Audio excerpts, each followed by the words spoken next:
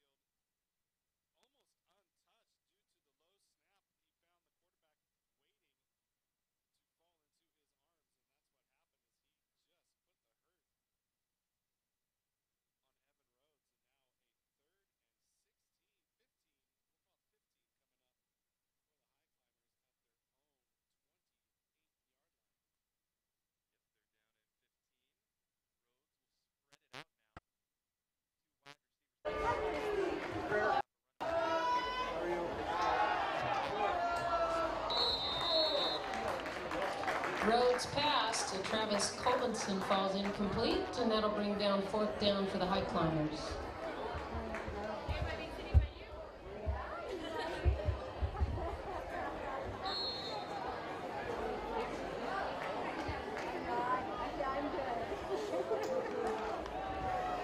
Zach Del Sancho back for the Highclimbers to kick.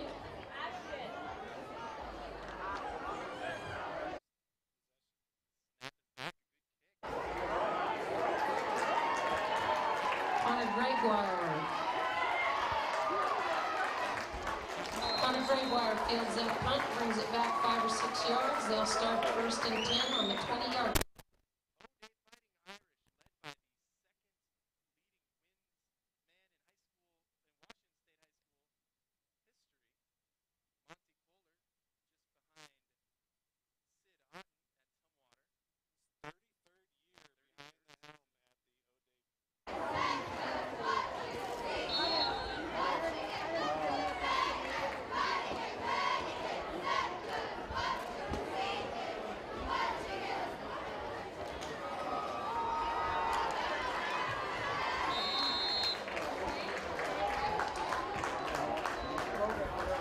That's a quarterback, Monty Scott. His pass is complete. That'll be Miles Taliaferro for the catch. Gain of about 3 yards.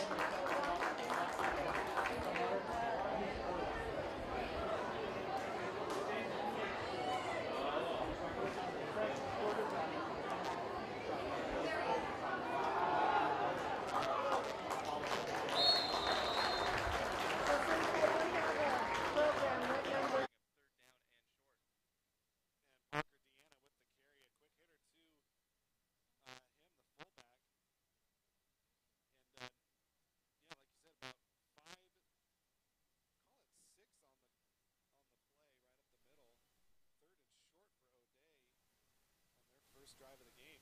Parker Deanna with the carry. Takes the snap, shovels it back.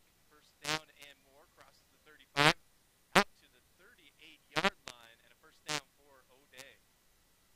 The carry this time goes.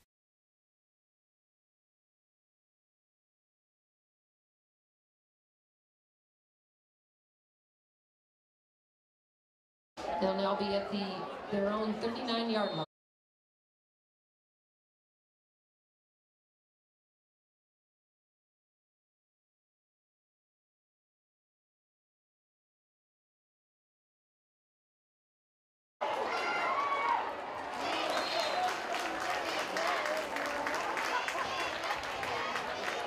That was Cyrus Hunter taking in that pass. Tackle was made by Jake Myers for the Highclimbers. And that does move the chains for the Fighting Irish. That'll give them first and 10 at their own 49-yard line.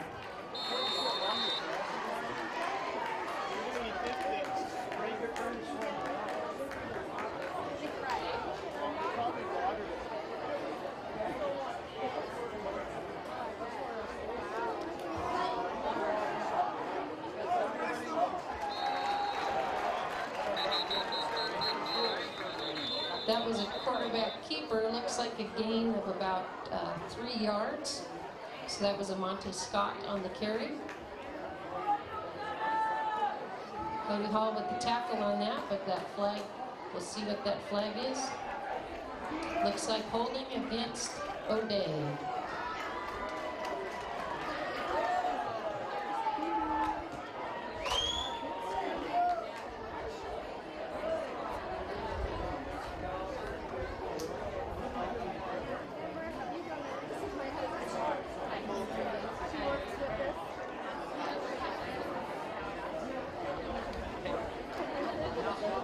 That 10-yard penalty.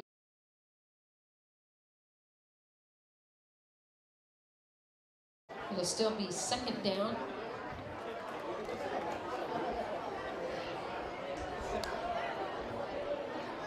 That'll be first and 15 for the Fighting Irish.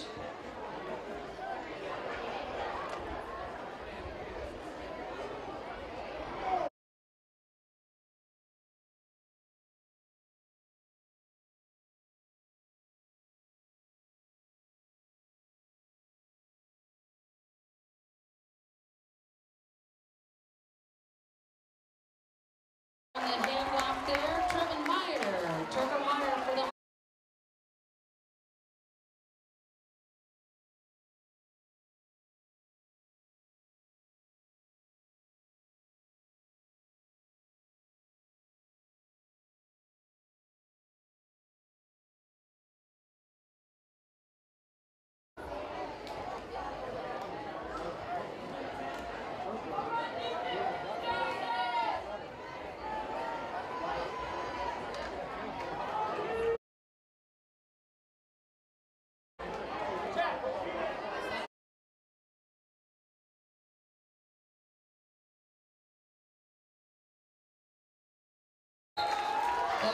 gets on a keeper there for the High Climbers. Michael Ugalu has the tackle for the Fighting Irish.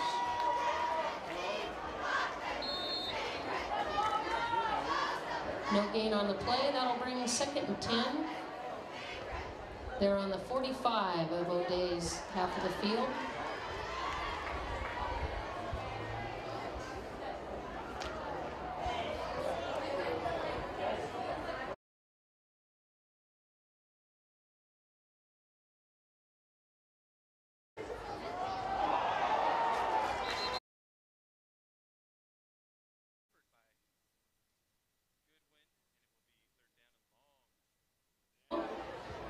But it was a loss of 2 yards, so it'll be 3rd down and 12 yards to go. They'll be from O'Day's 47-yard line.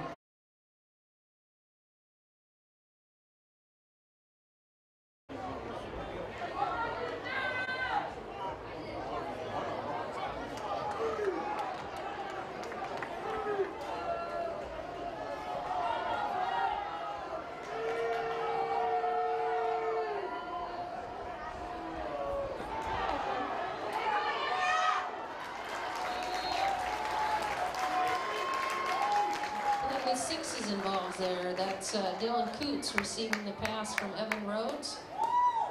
And Michelle Powell on the tackle for that for the Fighting Irish.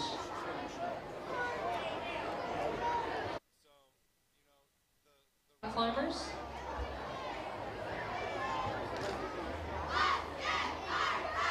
Back to receive for the Irish is Connor Gregoire.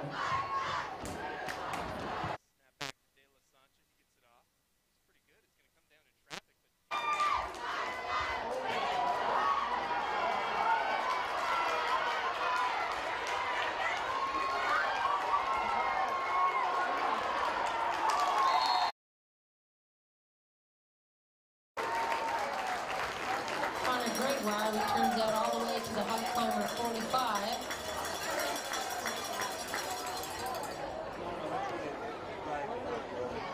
Looked like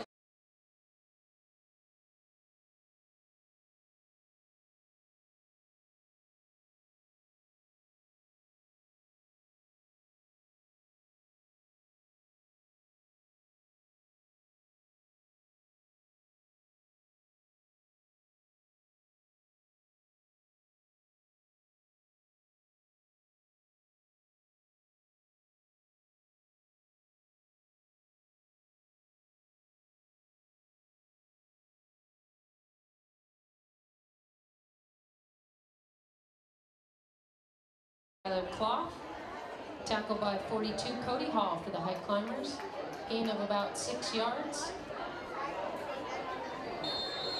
Just shy of 6. We're looking at 2nd down and 5 yards to go from just inside the High Climber 40-yard line.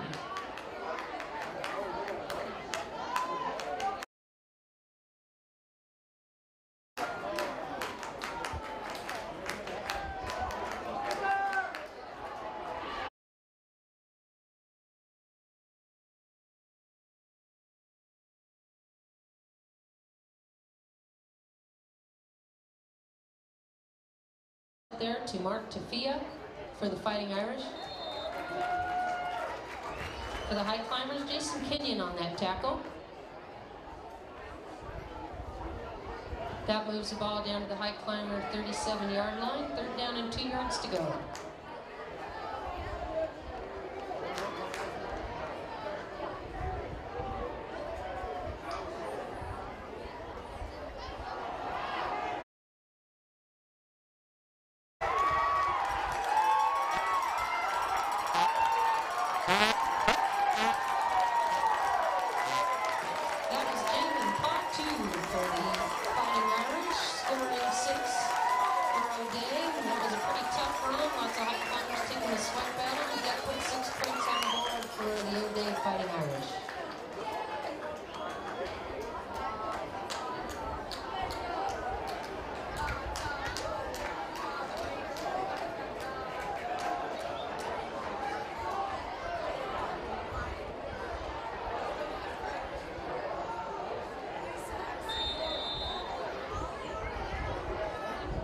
Stephen Powell is back to attempt the extra point.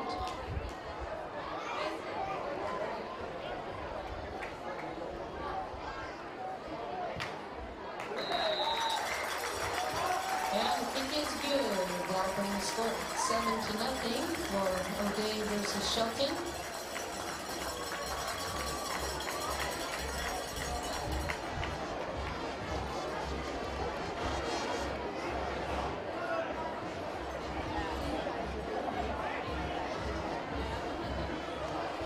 Bob's Boat and Small Engine Repair is now open, specializing in fiberglass repair, transoms, floors, boat restoration, and all sizes of engine repair. Bob is here to service all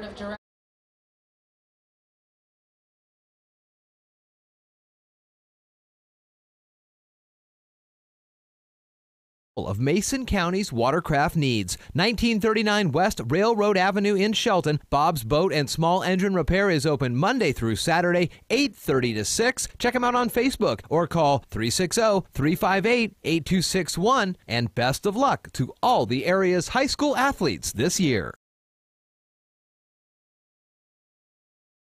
The service stations will be open through halftime tonight.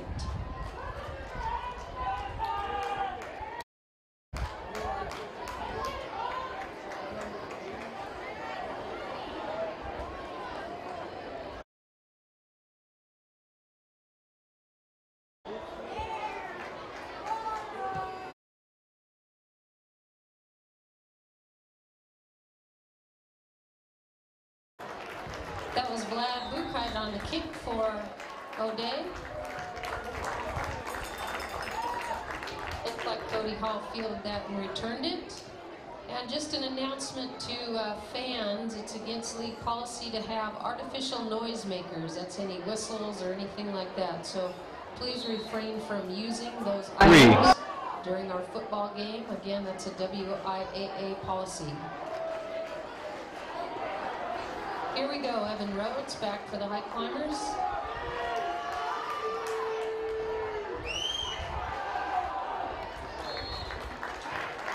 That pass by Rhodes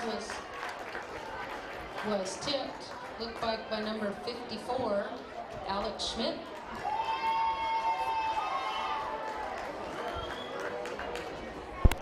Testing, 1, 2, 3.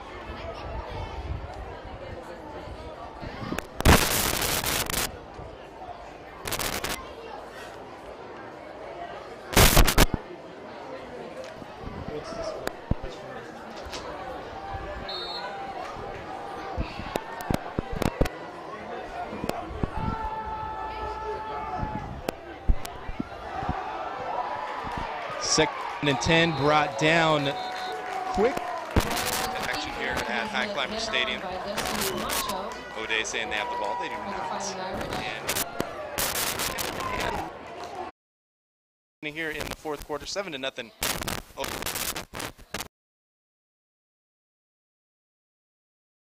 Balls at the Highclimber about the 33-yard line. Hot to run was fantastic. He goes 38 yards for the touchdown to put O'Day up on his. Now Shelton facing a third down, and they don't want to go 3 and out this quarter. Snap, rush is on, gonna have to roll to the far side, throws, catch made at the 40-yard line. Big hit put on him, and then a penalty flag flying out. But a nice game for the Highclimbers, and it might be a first down after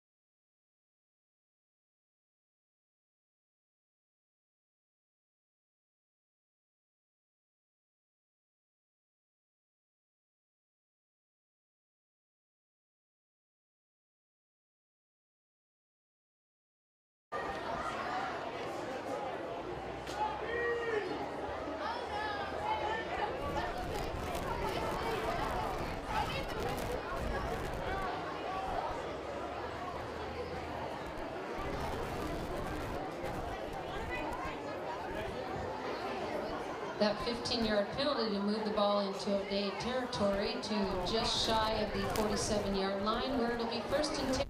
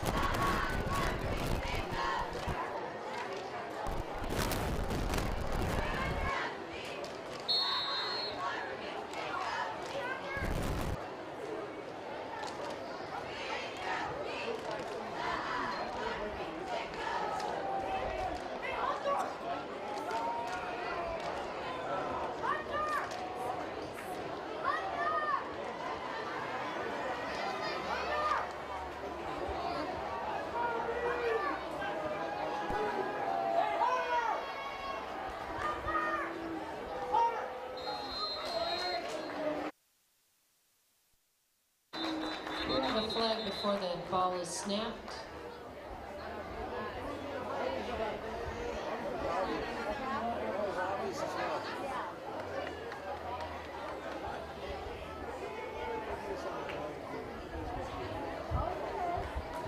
That's a delay of game against the Highclimbers, a 5-yard penalty to move the ball back. It'll be 1st and 15 from the Highclimber to 48-yard line.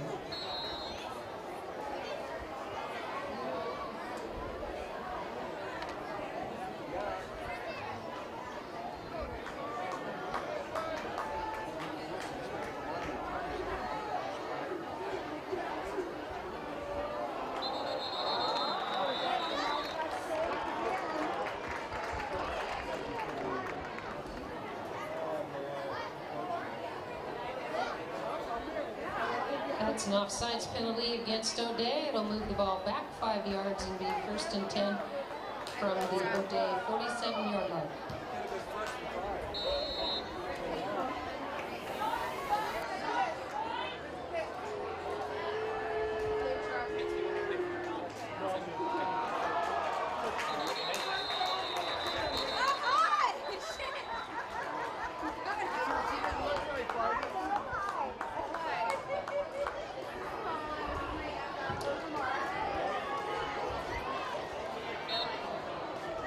Kevin Rhodes mishandled that snap, but recovered it, but it was a loss of 2 yards. That'll bring 2nd and 12.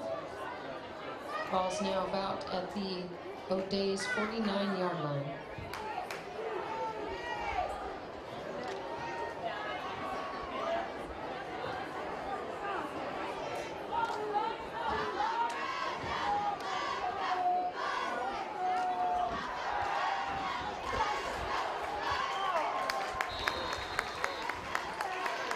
Rhodes pass to Anthony Bourne is complete.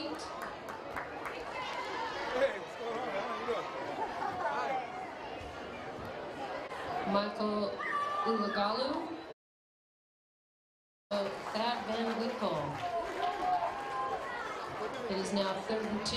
Ball is inside the 40-yard line, about the 39 of O'Day.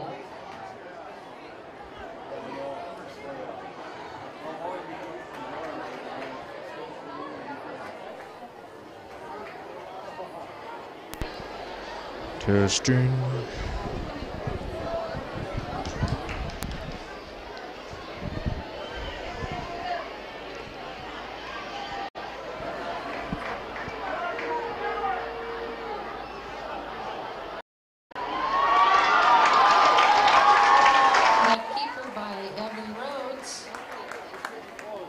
Looks like it'll be enough for a 1st down. And they're going to move the chains. It'll be 1st and 10 for the Highclimbers on O'Day's 35-yard line.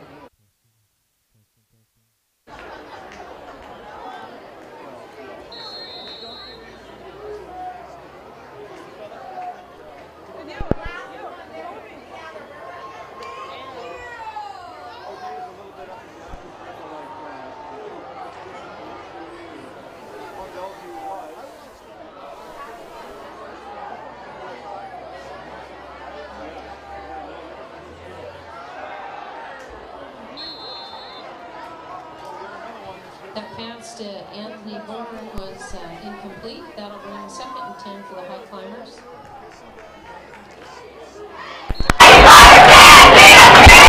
That works. This works? You have this? You have this audio.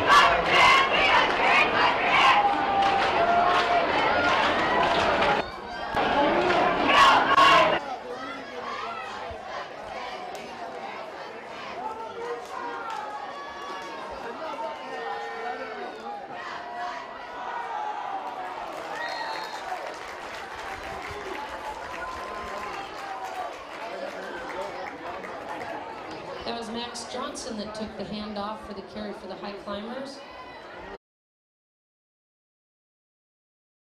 He was met by VJ Malo and a couple of other of the O'Day players. That was a loss of 1. They'll bring it 3rd down and 11 yards to go.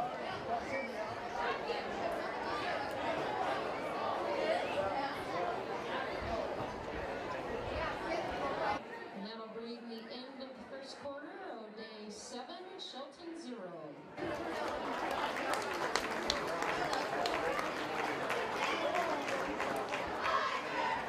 Ben's posted a dealer. Rebate subject to change. It's the September sell-off of Dodge, Chrysler, Jeep, and Ram. All this month at Gillis Auto Center. And we're clearing the lot. New Ram 1500s. All sale priced up to $13,000 off MSRP. New Ram Heavy Duties. All sale priced up to $10,250 off MSRP. Gillis is your home of the warranty forever with no cost to you. Hurry in today. These vehicles are moving fast. In Shelton, just off the 101. And 24/7 at GillisAutoCenter.com.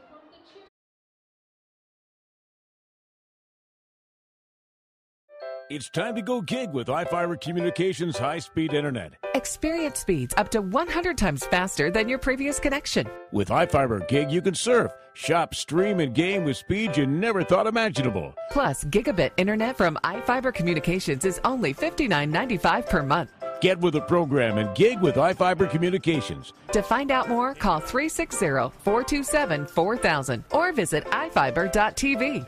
Subject to credit approval. Not available in all areas.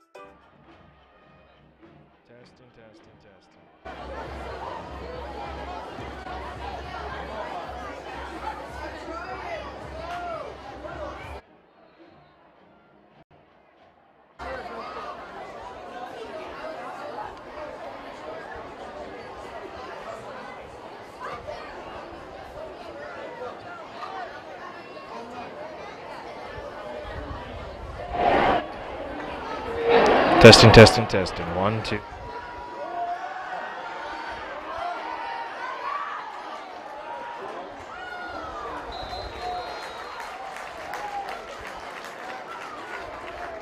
Two, 3. Testing. Evan Rhodes with the keeper, and that looked like number 22, Michael Ulagalu on the tackle. And I'm sorry we missed the other guy, but there was another Fighting Irish with him. And that'll bring down 4th down for the Highclimbers. Back to punt will be Zach De La Sancha. Is that second one? We cut it off?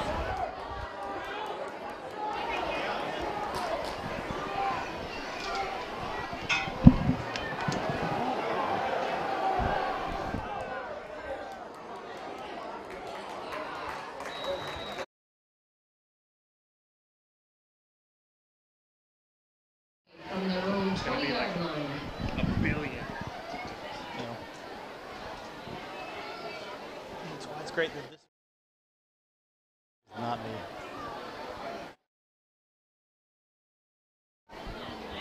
Hold on. Members to please go back and vote. Complete the survey. It takes about a minute about naming our facilities.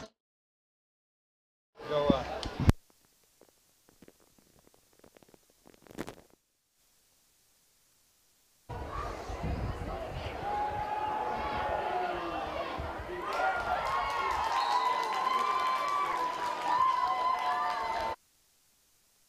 Receiver was number 8, Miles Klingler. The tight end, the senior, 6'4".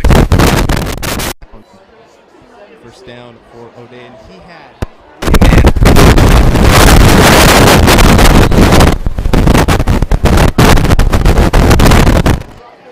That was Jake Myers on the tackle for the Highclimbers. Still move the chains for Shelton O'Day from their own 37-yard line.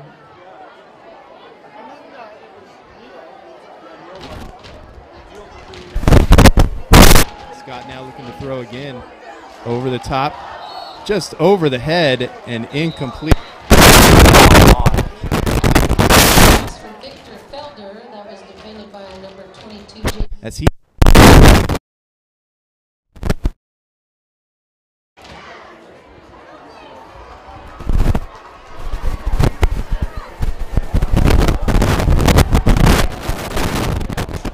Offensive pass interference on O'Day.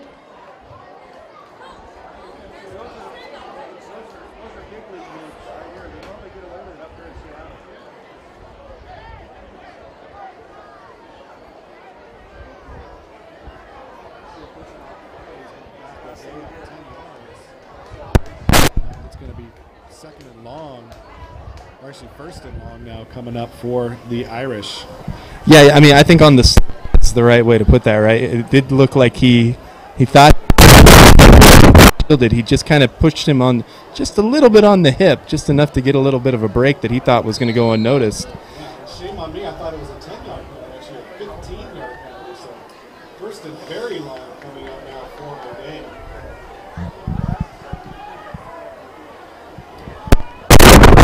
And it's 25 now.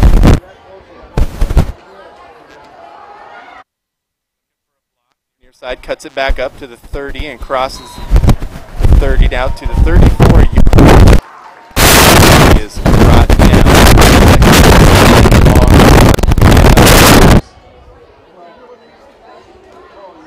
Pretty good gain, but that will make it second down. 14 yards to go. Ball with the O'Day.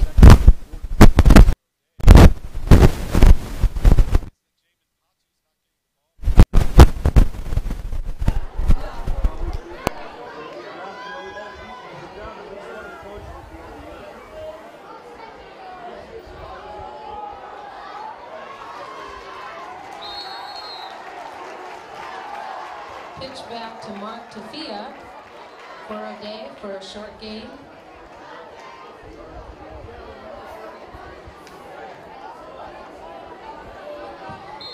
Wyatt Free made the tackle for the Highclimbers.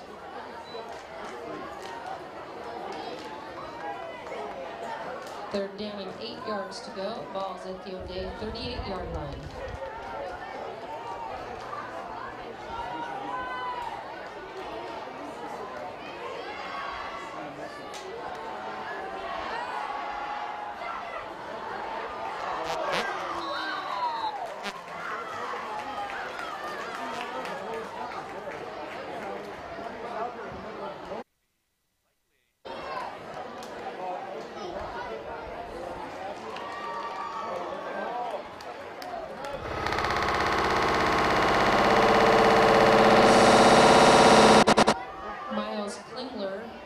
Was incomplete. There was a flag down.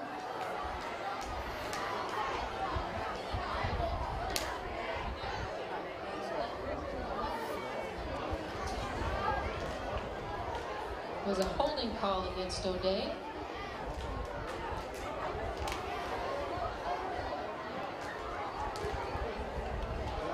That penalty's declined, and that'll bring fourth down for O'Day.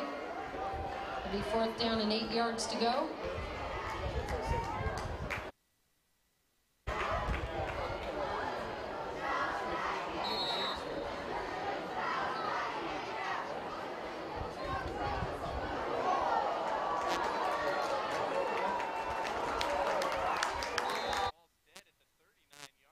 Thomas Tabor back to kick.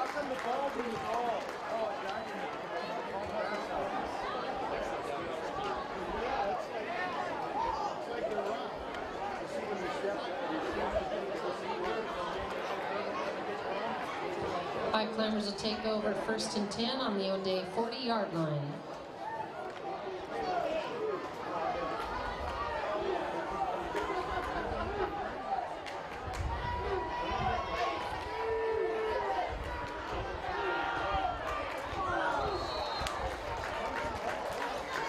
Rhodes pass to Troy Goodwin. Incomplete. Second down and 10 yards to go. Ball remains at the 40-yard line of O'Day.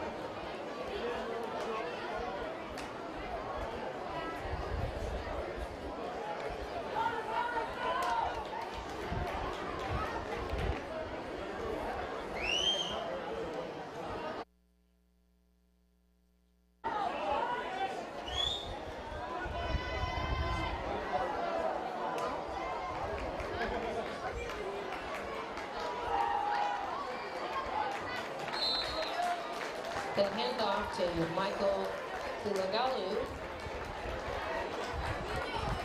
Goes up the middle. Looks like a gain of 6. Ball's almost to the 25-yard line of O'Day.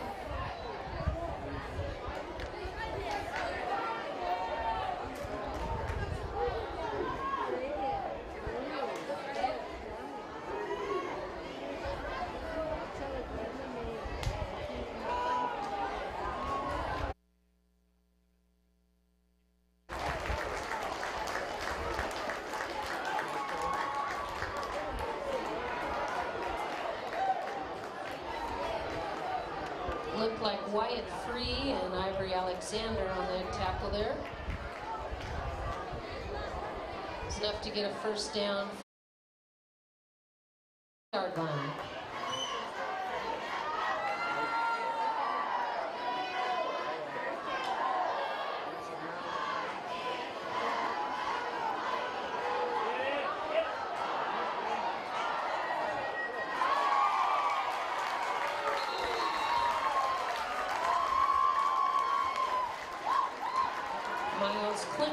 Received that pass, moves the chains for the Fighting Irish. Ball's at the O'Day 48-yard line, where it'll be 1st and 10 for O'Day.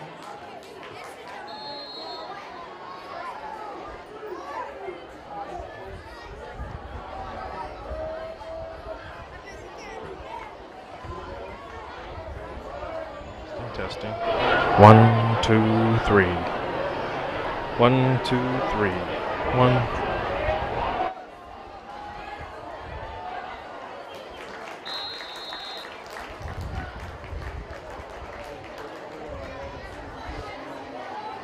Handoff to Connor Gregoire. About a 6-yard gain. Ball moves to the Highclimber 46-yard line. That.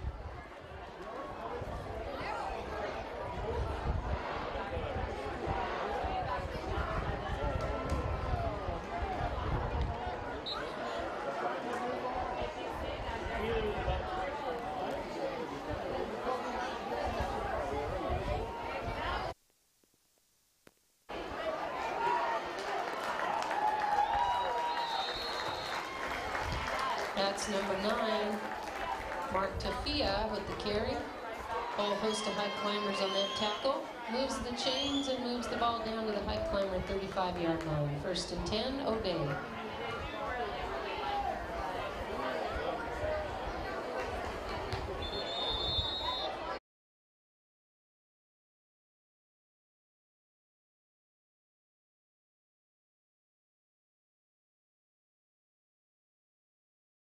Testing, testing, testing. 1, 2, 3. 1, 2, 3.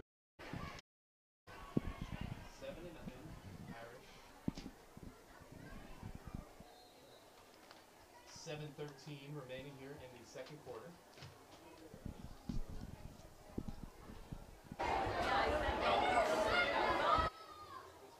shot with 2 backs.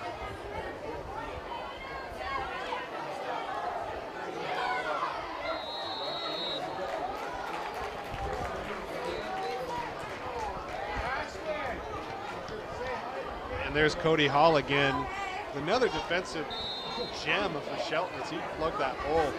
Stopped the 5-yard gain from being a 15-yard gain as he got that play stopped before it took off.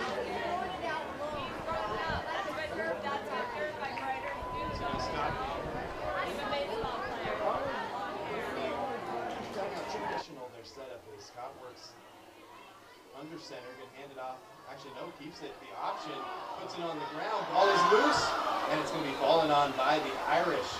And Patu just never came up with it. It looked like it was right into his chest, but he just kind of dribbled it out in front of him. Yeah, that's a lucky break for O'Day, as it looked a little sloppy on their end as Patu, I'd say he took the pitch, but he didn't take it. It kind of bounced off his hands and onto the ground. He reached back, tried to haul it in, couldn't get it, and unfortunately for the Highclimbers, it looked like big number 62, David Jones, the senior guard for O'Day, just pounced on it before Shelton could pick it up. So big break for O'Day.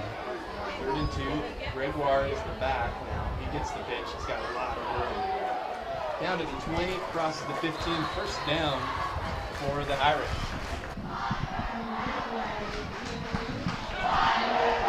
Testing, testing, testing. 1, 2, 3. Testing. This is Sean's mic. Is it not sounding? Fighting Irish. Ball is at the Highclimber 15-yard line, where it'll be 1st and 10.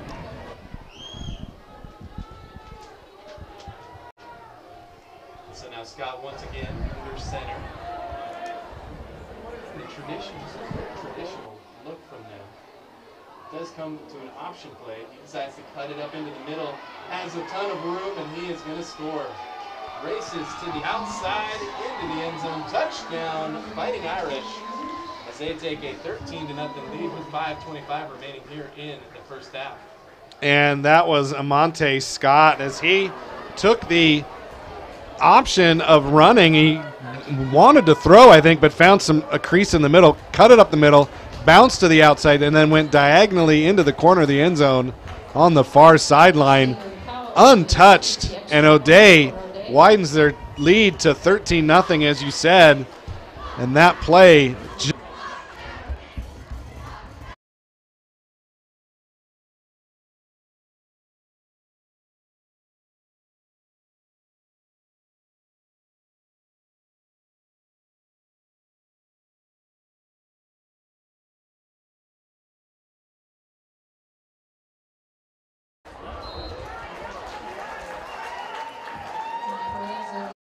To nothing lead on the Shelton Highclimbers.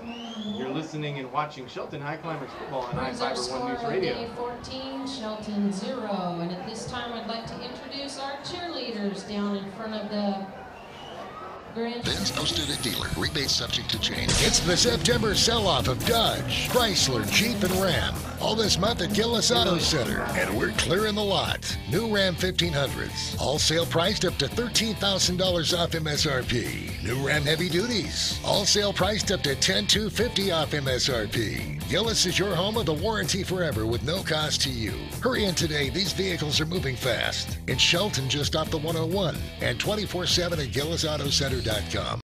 It's time to go gig with iFiber Communications high-speed internet. Experience speeds up to 100 times faster than your previous connection. With iFiber Gig, you can surf, shop, stream, and game with speeds you never thought imaginable. Plus, gigabit internet from iFiber Communications is only $59.95 per month.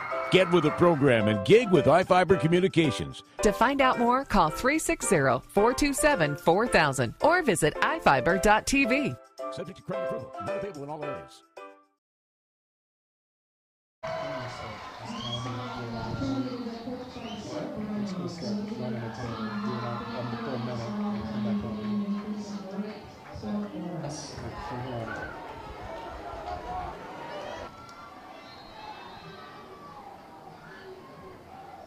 Welcome back to Highclimber Stadium kickoff. After O'Day takes a 14-0 lead, now taking it to 10. 20, 25, and runs into the wall. Brought down at about the 27-yard line, and that's where the Highclimbers will take over. Had some positive yardage on offense. Not playing too poorly against this O'Day defense. But it feels like the O'Day team could just kind of put their foot on the gas at any moment and really take over here. 14-0 now. 5:19 remaining in the half. Yeah, and a good return there by Trevor Myers. He almost found a crease, but swallowed up immediately. But I think you're right. I think the talent gap is there. I think O'Day, a perennial, top 10 team in the state, finished second in state last year, ranked second right now.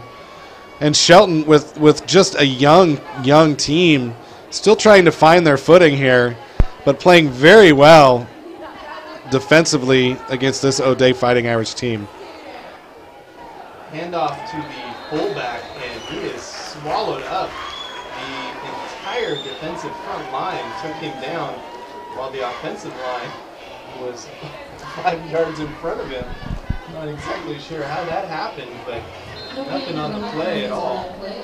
Yeah, Max Johnson with nowhere to go, no help from the offensive line at all as they just swallowed him up.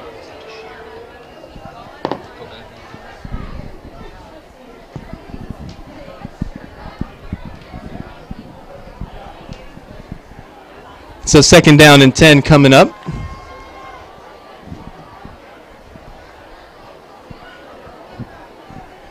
Rhodes. It's going to pass. He rolls to the far side, has a man right in front of him and brought down. Big sack on the play. Loss of at least 10. 3rd down and 20 coming up with 4:20 remaining here in the half. Yeah, the 3rd sack of the half by O'Day as Rhodes once again rolling to his left and trying to find an area to throw. Just no time to plant his feet, no ability to get that throw off, and the O'Day defense turning up the heat now in the later stages of this second quarter. 3rd and 20 coming up for Shelton. So long way to go for the Highclimbers now. Receivers to the near side. Quick slant catch made. Nice throw and nice catch.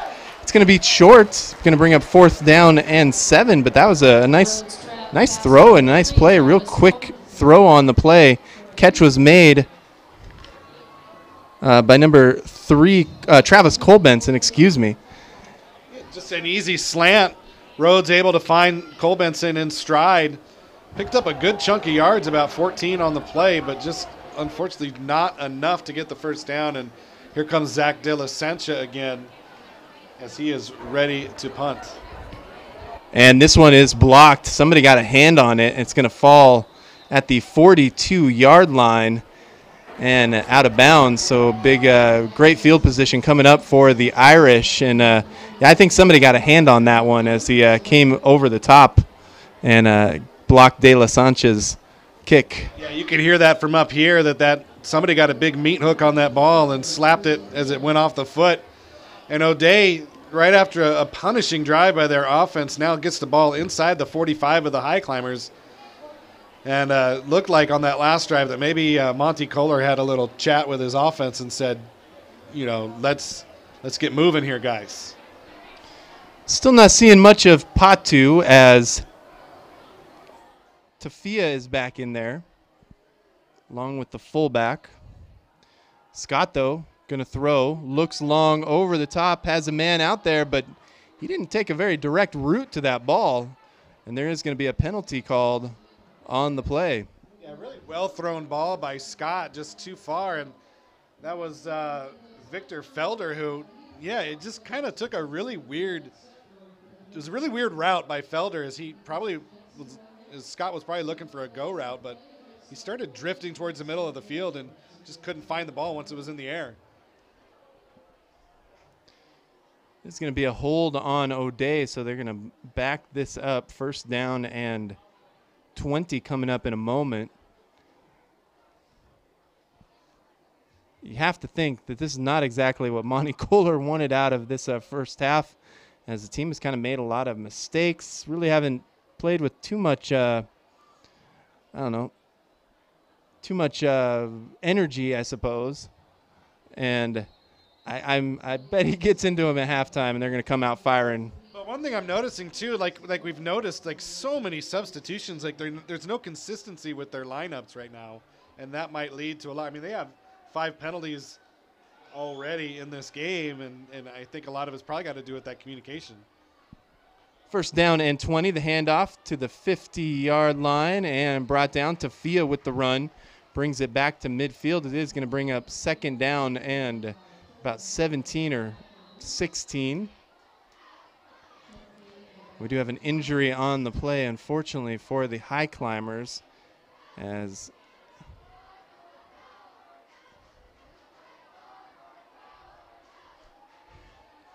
man is down. 2:45 remaining here in the first half of play. 14-0 O'Day with the lead. My name is Brandon Sparks, joined by John McGlamory in the Bob Sheets broadcast gondola.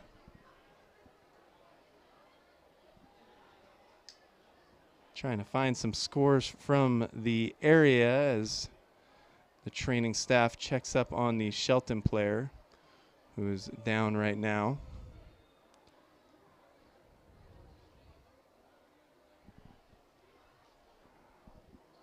An early score, not sure about the current score, but it was 6-3. Capital had the lead on Black Hills. Of course, Capital, a South Sound Conference opponent, as conference play gets going next week. Yeah, next week, Shelton takes on the Yelm Tornadoes here at Highclimber Stadium. Game time 7 p.m. While we have a quick moment, I'd like to thank some of our broadcast partners for this year. Fur Lane Health and Rehabilitation, Olympia Orthopedic, our Community Credit Union, Gillis Auto Center, Mason General Hospital, Olson's Furniture, The Shopper, Neil's Pharmacy, West Side Pizza, Bob's Boat Repair, and Shelton Health and Rehabilitation. In Lacey, another South Sound Conference opponent, Timberline has a 14-12 lead on Bonnie Lake. That's a matchup of 2 ranked teams in the early going there in Lacey. Looking for some more scores as the training staff continues to tend to the Shelton player who is down.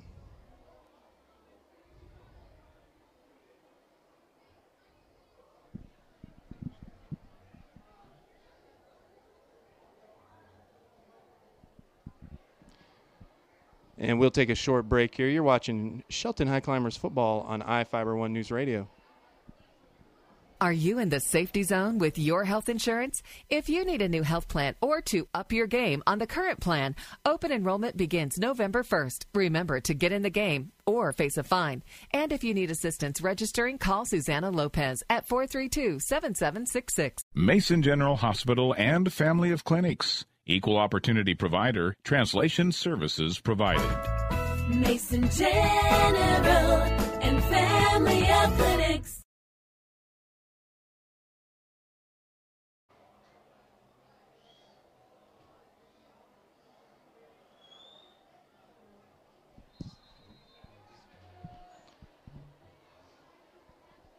Second down and 21. No, excuse me. Second down and 16. Scott will throw. Wide open man. Oh, but he does not haul it in, and it falls incomplete. Third and long coming up for the Irish. Yeah, Cyrus Hunter tried to make a play before he caught the ball and ended up, like, everybody does it, and you try to run and you drop the ball.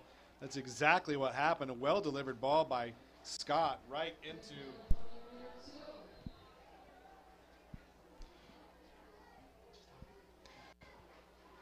So now third down and 21 coming up, 14-0. Sorry to interrupt you there, John. 2:40 remaining here in the second quarter of play. Scott snap, and it's going to be put on the ground. And what? Yeah, they're going to say fourth down coming up, fourth down and long. So the O'Day Fighting Irish are going to have to punt. And Shelton gets another hold. Yeah, this is another great job. This time, Shelton defense coming up strong, aided by a penalty that forced O'Day into some probably uncomfortable play calling.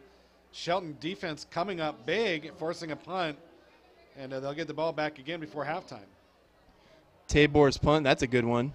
Last one he shanked. This one is going to roll and down at the 2-yard line. What a play. He was well behind it. Ran up, slid, made sure that ball did not go into the end zone. And so Shelton will have it at their own 2-yard line. Yeah, that was a great play. Henry Munch with the special teams play of the night. I didn't even see him come down the field, and next thing I know, he's sliding onto the field and downing the ball at the 1-yard line. Unbelievable play by Henry Munch.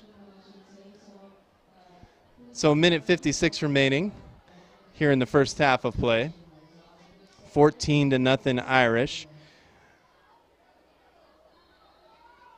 Highclimbers have done a pretty good job defensively. They've managed to keep O'Day off the board, get a couple of big stops, not off the board completely, but it is 14-0 after all. But now in the shadow of their own end zone, Rhodes will just pile forward. He's going to pick up about a yard on the play as he takes the snap on the keeper. 2nd down and long coming up. Just looking to give themselves a little bit of room to maneuver, and they did that. The ball's going to be up to about the yard line. Just give your offense a little bit of breathing space to maybe run a more conventional play than the dive up the middle. So on a side note, good to see Cody Hall up and moving around on the sidelines. He's taking some jogging, doing some high knees there, getting ready to possibly come back into the football game. Shelton now milking the clock, trying to get out of this end zone, trying to get away from this without any points against them, and they're gonna let it go all the way down. In fact, take a delay of game penalty. That'll stop the clock with 1:08 remaining. Ball will be spotted at the 2-yard line, maybe like half the distance, so 2.5-yard line. Now Evan Rhodes will bring it back up under center again. Likely to plow forward once again. Yep, he does. He gets a little bit of room. He's going to get out about a yard on the play. That'll bring up 3rd down. And I think O'Day is going to take a timeout. Yep, in fact, O'Day takes the timeout at 3rd and 11, 1:03 remaining. 14-0 is the Irish lead.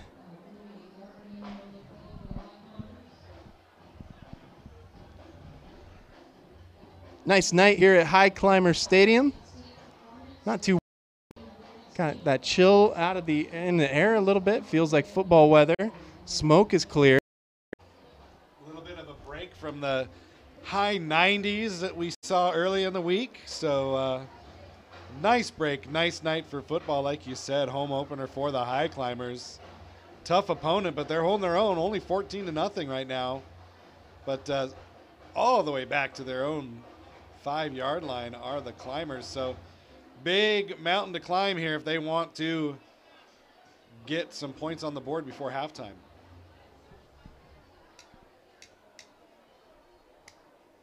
Still looking for some more scores. Not finding any right now. We'll have to check on how the other South Sound Conference teams are doing at halftime. So now 3rd down and 9 coming up, 1:03 remaining. Ball just on the 3-yard line. And a penalty flag is thrown before the play even gets off. This first half is really down as the penalty. We had 3 straight penalties at one point. This one's going to be an illegal procedure against the Highclimber, so back them up even further as once again they're inside the 5 down to the 2.5-yard. And every time they move 2 yards forward, they go two yards backwards. Minute 1 now left. 3rd down and 11. Now the ball is on the 1-yard line. Let's see what they decide to do here. And play is stopped once again as Shelton takes a timeout now.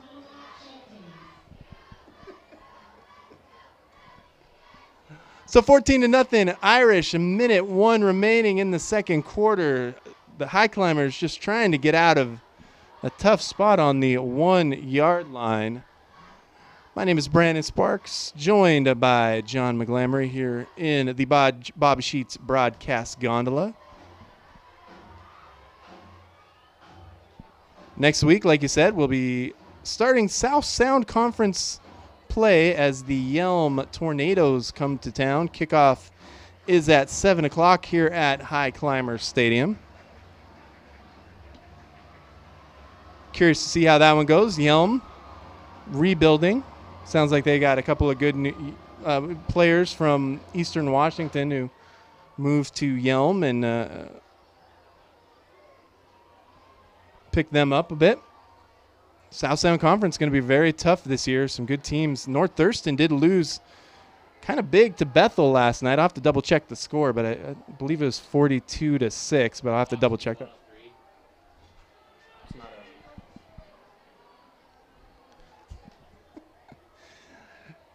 And so 3rd down and 11 coming up. 14-0 Irish. Ball on the 1-yard line. The coaching staff for Shelton came over and told us that the clock should be at 1:03. They need to go one booth down, and that's what we are waiting on right now as they're looking to get the clock correct. There it is, 1:03 on the clock now. And now Rhodes under center. Takes a snap, hands off to the fullback. He's going to get out of the end zone and gets a gain of 1 or 2 yards. But now O'Day takes a timeout, and with 57 seconds left here in the half, Shelton will have to punt out of their own end zone. So tough sledding here for Shelton. Trying to get, it would be quite an accomplishment for this Highclimbers team to go into the half just down by 14-0. But, man, they've got just a minute remaining, and they've got to get this ball out. Last punt was blocked by O'Day.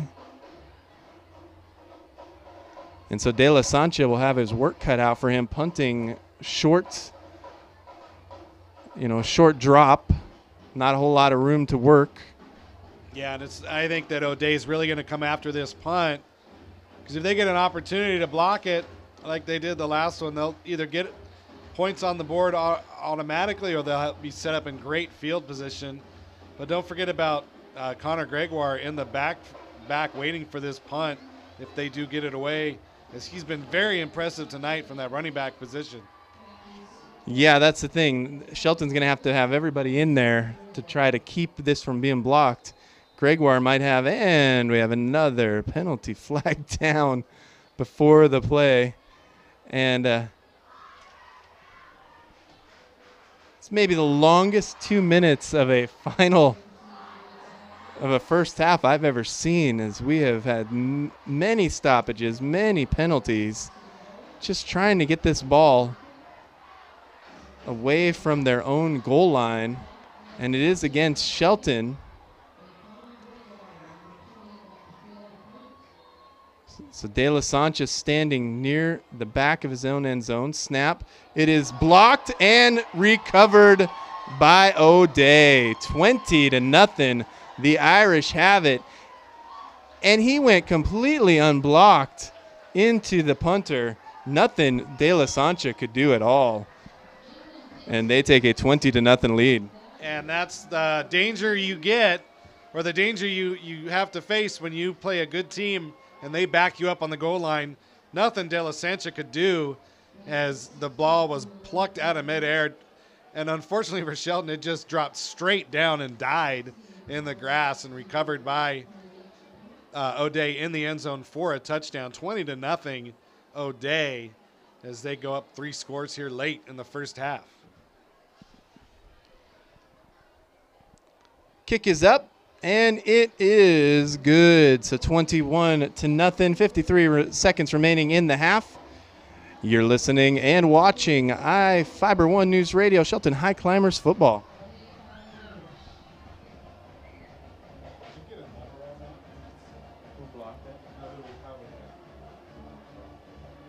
Offer the best full-color print. The Shopper, making great impressions. Did you know The Shopper is a full-service print shop, office supply store, and your source for promotional products? And they offer the best full-color printing in Mason County. The Shopper can put your logo on over 100,000 different items. Don't have a logo? Their graphic designers can create you a logo. If you're needing office supplies, The Shopper has over 26,000 products available to you. 2505 Olympic Highway North. You'll be amazed at what The Shopper can do for you.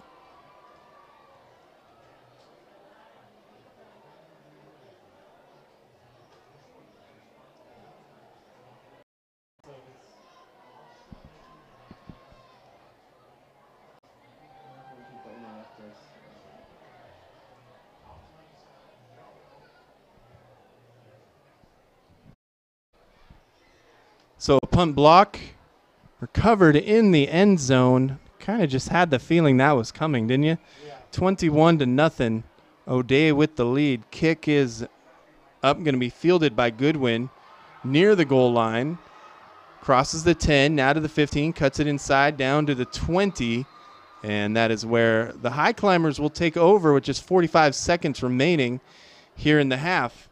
Trying to maybe do something positive here at the end of this.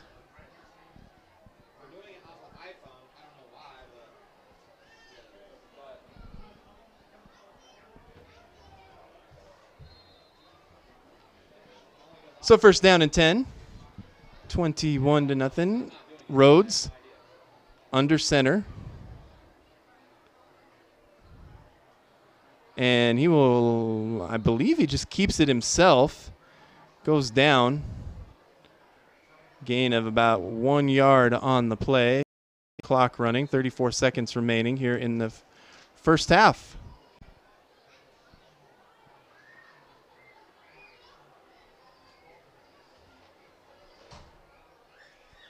Good crowd on hand tonight, by the way. Shelton, lots of fans there. They're hyped. Opening week of school winding down here with the Friday night football game. O'Day brings quite a few people to the game as well. Rhodes once again will just tuck it. Rugby scrum. And brought down after a gain of about 2 on the play. And that'll do it for the half here at Highclimber Stadium as the Fighting Irish take a 21-0 lead into the locker room on your Shelton Highclimbers. We will take a short break and be back here at halftime. You're listening and watching Shelton Highclimbers football on iFiber 1 News Radio. The Shopper, making great impressions. Did you know The Shopper is a full-service print shop, office supply store, and your source for promotional products? And they offer the best full-color printing in Mason County. The Shopper can put your logo on over 100,000 different items. Don't have a logo? Their graphic designers can create you a logo. If you're needing office supplies, The Shopper has over 26,000 products available to you. 2505 Olympic Highway North. You'll be amazed at what The Shopper can do for you. Olympia Orthopedic Associates now has 2 Rapid Orthopedic Care locations to serve you. One in West Olympia and one in Hawks Prairie. Our goal is to have you in and out in 60 minutes or less, saving you time and money. Walk-ins are welcome, no appointment necessary. Rapid Orthopedic Care provides casting, splinting, x-ray, and physical therapy services 7 days a week, 10 a.m. to 7 p.m. with most insurances accepted. Call 360-754-7622 or visit olyortho.com. Ben's posted a dealer. Rebate subject to change. It's the September sell-off of Dodge, Chrysler, Jeep, and Ram. All this month at Gillis Auto Center. And we're clearing the lot. New Ram 1500s. All sale priced up to $13,000 off MSRP. New Ram Heavy Duties. All sale priced up to $10,250 off MSRP. Gillis is your home of the warranty forever with no cost to you. Hurry in today. These vehicles are moving fast. In Shelton, just off the 101. And 24/7 at GillisAutoCenter.com. Don't miss a beat. Our community credit union has an offer that will have you dancing up a storm. Do you have an auto, boat, RV, personal, or any other type of consumer loan? For a limited time, move your loan to OCCU and get 1% cash back and no payment for 90 days. This is a kick up your heels kind of offer. Apply online at ourcu.com or call 800-426-5657 today. Good morning to you. It's Daybreak at iFiber 1 News Radio. Thursday morning, 8:45. We take this time to focus on Shelton. Two great guests talking Prop 1, which you will see on your November ballot for residents in the city of Shelton. It's City Manager Ryan Wheaton and Communications and Economic Development Officer Andy Arness. Good morning, guys. Morning. Good to see you in studio here today, talking Prop 1, Shelton Government Reorganization. This is a big deal for the city, so good to start these conversations now, as before too long, we'll be voting on this. Everybody will be voting very shortly. So about a month from now, you'll see the ballots come out, and then obviously the election deadline is the first Tuesday in November. This information that we just put out through social media, Andy got it up both on our website and on our Facebook page, is the basic information that we put out for any ballot measure that's run in the city limits. So people can go online and check that out now, and then we'll also put it out with utility bills, which is normal for a ballot measure. This one's a little bit different because it was generated from citizens. It was a citizen petition that was put on the ballot, and it's the first one that anybody at the office, and we have a number of years of experience, can remember actually coming that direction. Oh, really? Yeah. Huh. That's it. So all have come from the commission, the current way it's made up now. The ones that we can find that have been done since anybody in the city's currently there has been around have all come from the commission. So this would definitely revamp and change the face of how the government is worked in Shelton. Give me a kind of an overview of where we're at now and where we could go if it's passed. Sure. So the city had a council up until the 40s, switched to a commission, three-person commission. At the time, those three people that were elected ran three departments. So the commissioners right now and in the 40s were commissioners of finance, public safety, and also public works. The public safety commissioner also serves as the mayor and is directly elected. It's been that way since the 40s, as I mentioned. We are the last commission. So Raymond and I think Wenatchee are the last two that moved, and they did that in the late 90s. So for the last 20 years, it's been us alone. And currently, there are still those three commissioner seats, and then we operate a little bit differently than how things were done in the 40s, because we obviously have a city manager, and we've had an executive in that role working for the commissioners directly for at least 30 years. Wow. We've done that, and now the question is, does the city want to go to a 7-person council and a city manager form of government? In that situation, you'd have 7 people elected directly as council members. We have 2 that would stay on in their current terms but would become council members. And from those 7 people, like the other council manager forms of government throughout the state, those 7 people would elect or choose somebody from amongst themselves to be the mayor and serve in that role, similar to how the mayor operates now. It just wouldn't be directly elected by the citizens. Oh. And then in doing so, there would be a fairly healthy process that would take place between November and likely April, and then moving into May until those people are actually seated, because we'd have to do an election in February and a general in April. And we would actually, if it passed, the city would become council manager form of government when those 7 people are actually seated. Oh, so even if it's passed here in November, there's still some more legwork that needs to be done through the year to get all the 7. Yeah, we would go for pretty quickly. People would have to file to run for the extra seats, so there'd be 4 seats that would open up. And the commission, the current commission, would work through some of the changes that they would have to do procedurally and also through our code to make sure that we were ready to go. Election would be in February if needed, if we need to run a primary, but the general would be April, and I would expect that those people would be seated soon after that. Wow, okay. So currently so first things first, so 7. Is that the standard number? Was that what was written into the citizen petition? Or could it have been 5, or could it have been 9? Do you have to have an odd number? So an odd number certainly helps to get a majority. Right. In this case, 7 is required for a city our size, and we're not close to being able to go down to 5. So 7 is our only option here in terms of the number of council members that we'd have. Who would be the one, if this passes, to set the districts, and how is that set? That would be a commission decision in all likelihood. We don't have districts now, and I don't know that they would look to do that. Population might not make sense for us to split up the city into a number of districts. But like I said, all those questions, salary questions, actual proposing that the election take place, all those would go through the current commission, and they would work through those questions at the end of this year. What would be, obviously, one of the struggles that a three-person council or commission has is the inability to talk with each other to come with a consensus. If two people are together, it's an open meeting. You know, you can't do that. So that seems on its face a good way to propose and move forward city business. Are there other benefits that you've seen talking to other city managers around the state that have come from this that we have not had the luxury of over the last couple decades? I'm not sure if it's a benefit or not. I guess it depends on how you look at it. But depending on the votes and how that right, goes. And that's really the thing that other cities talk about. When I see them at meetings, they ask, "How does your commission work through open public meetings?" And it's difficult because, as you just mentioned, if they're in a room together, if they're talking over email, if they are talking on the phone, that's considered an open public meeting, and we have to notice that meeting.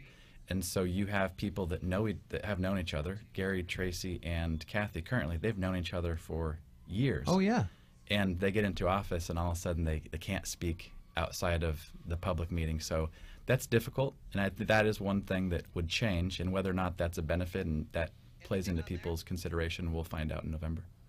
Is this one of the things that folks likely talk about for Shelton Out Loud coming up? And then there was a change on that date, too, that we want to talk about. Yeah, so we switched the date just because there were some other events in the community. It just made more sense to do that. So we moved it to push it back. I guess that was 2 weeks.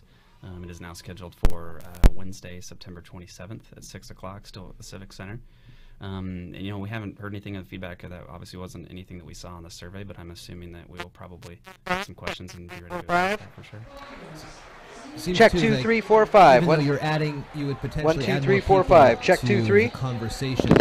If you're able to do some. Oh, here we are, Highclimber Stadium. Brandon, what do you think of the first half of the game? I think they're getting demolished. I mean, if you're not having to work all right, through thank these you. processes because it's the first time all three people have come together. Is that have you seen that or heard about that it helps in the meeting? Generally, you'll have committees, so you may have a public safety committee, public works. There would likely be committees where you can have 1, 2, 3 potentially, or if you wanted to open up to the public, you could have more than that. But you could certainly have council members in other cities. It's common if you're in Aberdeen or Centralia or Port Orchard, one of these cities, if Thurston County cities, you will likely see that there are committees set up to address issues, work on them, and then bring them back to the full board. Okay. And then how will it impact your position as city manager? What will you do as a city manager if this passes? That is a great question. I think that it probably operates very similar to how it does now. Okay. I work for the commission now. I work for all 3 commissioners. And if this were to go to 7, I would, or the person in my seat, I would assume it's me, but if it's... Let's hope. Knock on wood. At any point, the person as city manager would work for the 7 people and do the same thing that I do now. They would manage the operations of the city as explained and directed by at that point, council, or if it stays the same, by the commission of 3.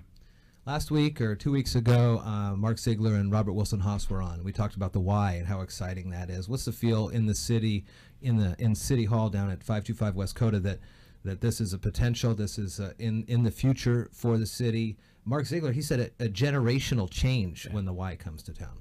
Well, the only problem I have is explain to our employees that I don't know where they go to get their Y membership card right now, and we're a little ways away from that. Yeah. But I think it's fair to say that the general sense at the city is that this is a very exciting time. I think that our employees are proud that we're going to take part and be a partner, a true partner in this process as we go along. But literally, it cannot come soon enough for the people that work at the city. Yeah, very cool. All right, so you will see this. And all right, one more question, I guess. Is the city taking a position on position 1, or are you just putting forth all the information? No position. And letting the folks... We're doing our duty to put out the general information, and I think that when people they can see the nuts and bolts of what they're looking at in November. So on November 7th, you will see on the ballot the title, "The City the Shelton City Commission passed resolution number 1105-0717 to allow voters to decide whether the city should change its form of government. Shall the city abandon the commission form of government and adopt the council manager form of government? You'll have a chance to vote yes or no. People writing in for the pro side and the con side on the pamphlets and things like that? I don't actually believe the county's printing a book this year. And because it's online, they're only taking candidate Probably not as statements, frustrated so as you they guys. won't actually have anything. They won't have a yes or no for this. Okay, very good. Focus on Shelton this week and every week is brought to you by our Community Credit Union. Ryan Wheaton, Andy Arness, good to see you guys. Likewise, Have a good weekend. You too. My Mason Virtual Care is for you when you can't see a doctor for minor ailments like UTIs, sinus infections, and swelling glands. See a virtual provider from your home or office anytime, 24/7. The cost is $35 for 20 minutes. Go to mymasonvirtualcare.com to see a doctor now. Mason General Hospital and family of clinics. Equal opportunity provider. Translation services provided. Mason General and family of clinics. It's time to go gig with iFiber Communications high-speed internet. Experience speeds up to 100 times faster than your previous connection. With iFiber Gig, you can surf, shop, stream, and game with speeds you never thought imaginable. Plus, gigabit internet from iFiber Communications is only $59.95 per month. Get with the program and gig with iFiber Communications. To find out more, call 360-427-4000 or visit ifiber.tv. Subject to credit approval. Not available in all areas.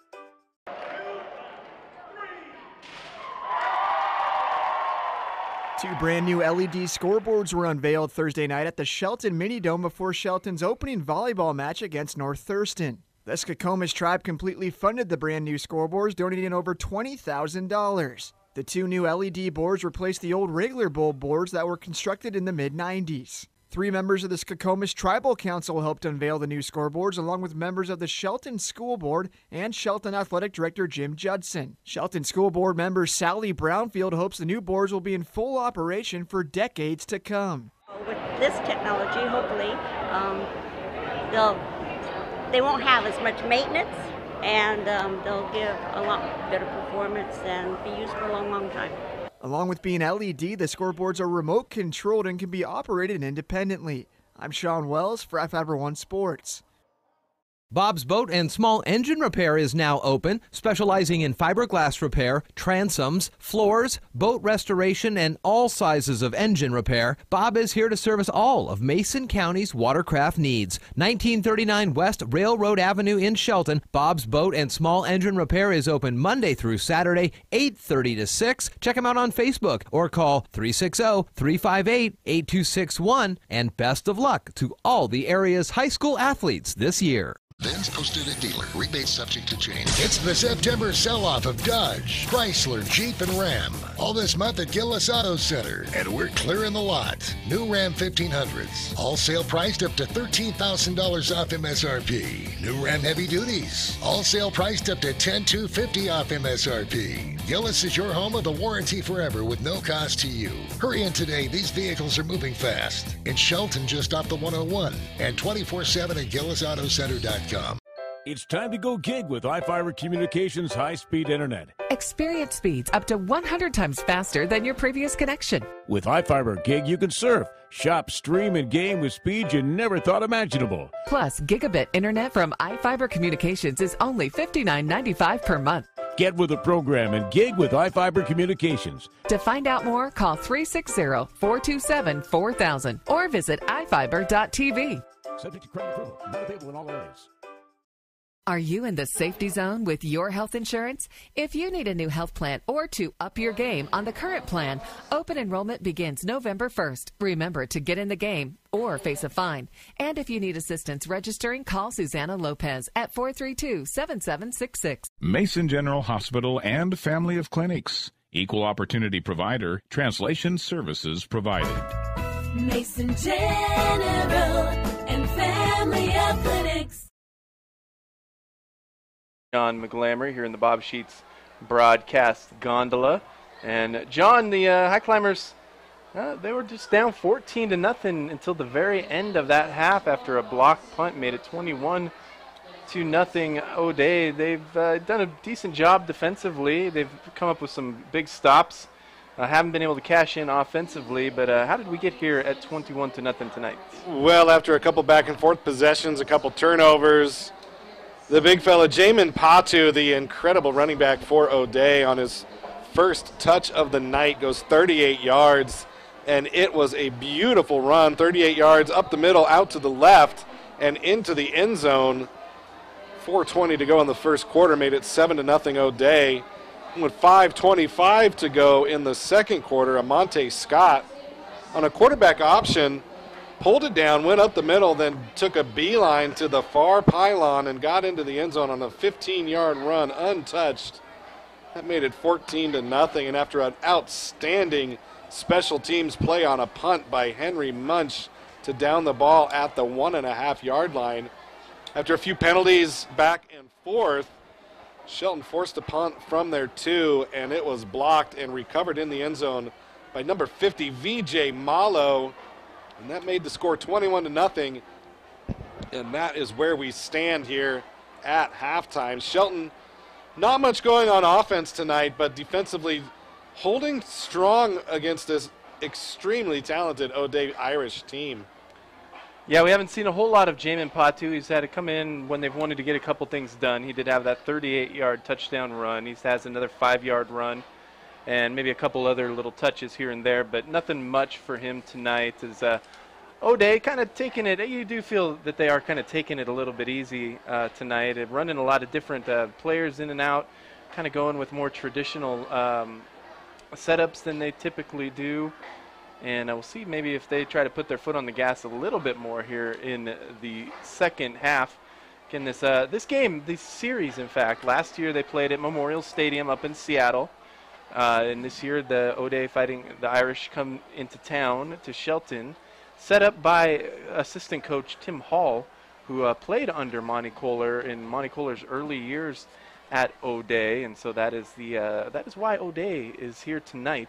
Yeah. Why these two teams have played the past 2 seasons, and that will come to an end as the 2-year scheduling period will come up, and they'll be scheduling some different opponents next year. Yeah, O'Day not typically a team that travels into Mason County to play football, and we did find out tonight that Coach Hall, whose son Cody plays on the team as well for Shelton, set this up, and obviously has maintained a relationship with Coach Kohler, as I'm assuming a lot of the alumni that played for him do, and that includes Miles Gaskin, of course, running back for the University of Washington.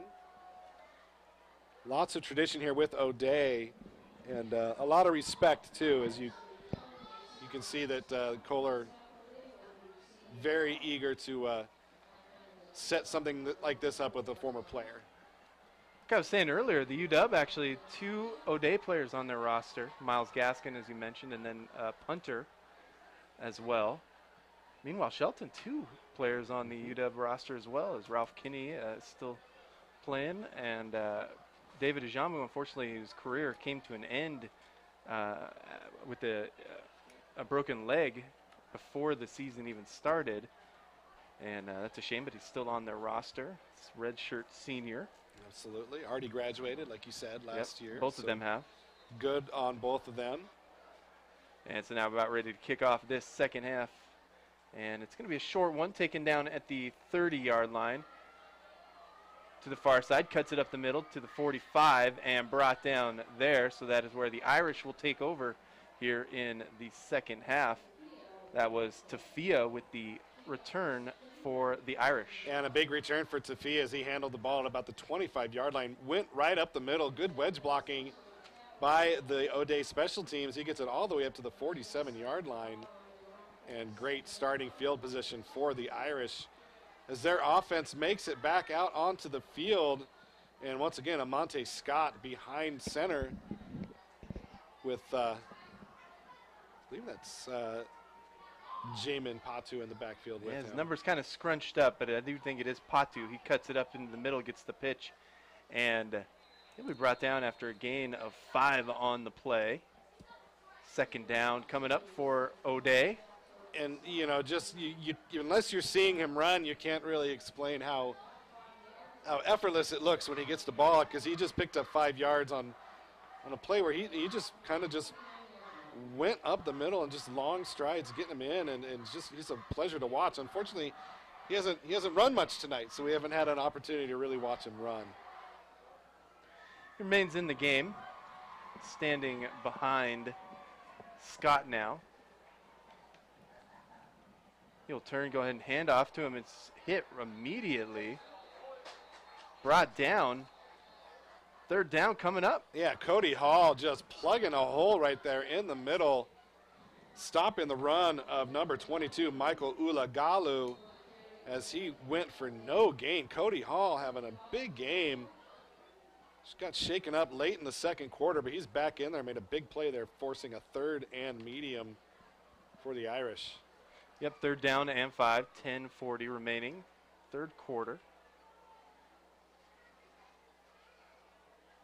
Scott will drop back, scrambles. It's going to be brought down short of the first down marker. 4th down coming up for O'Day. Yeah, nothing doing downfield.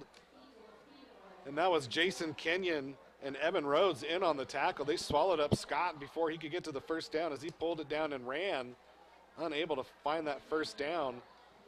But I think O'Day is going to go for it here as Scott comes back onto the field. Yeah, kind of too short to punt. They've actually had a little bit of trouble with the punting game as well, so they are going to go for it. 4th down and 3. My guess is they try to get Shelton to jump. No, they're going to go ahead and hike it quickly. Gregoire has a ton of room right up the middle, down to the 30, to the 35.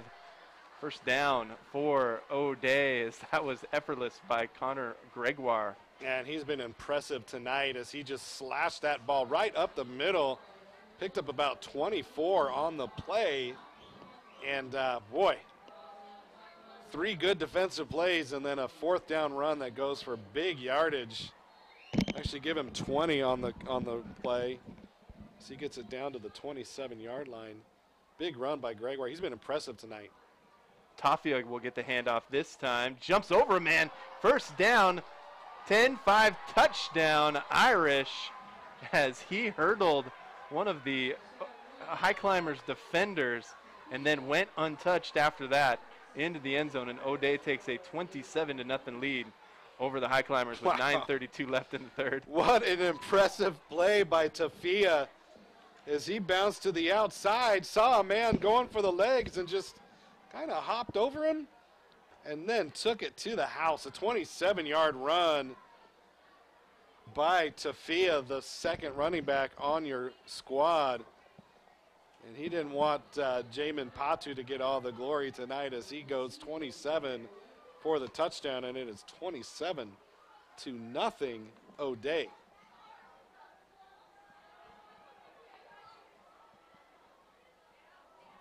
So now the extra point coming up.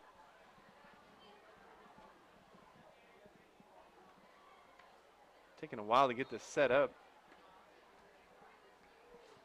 And Stephen Powell.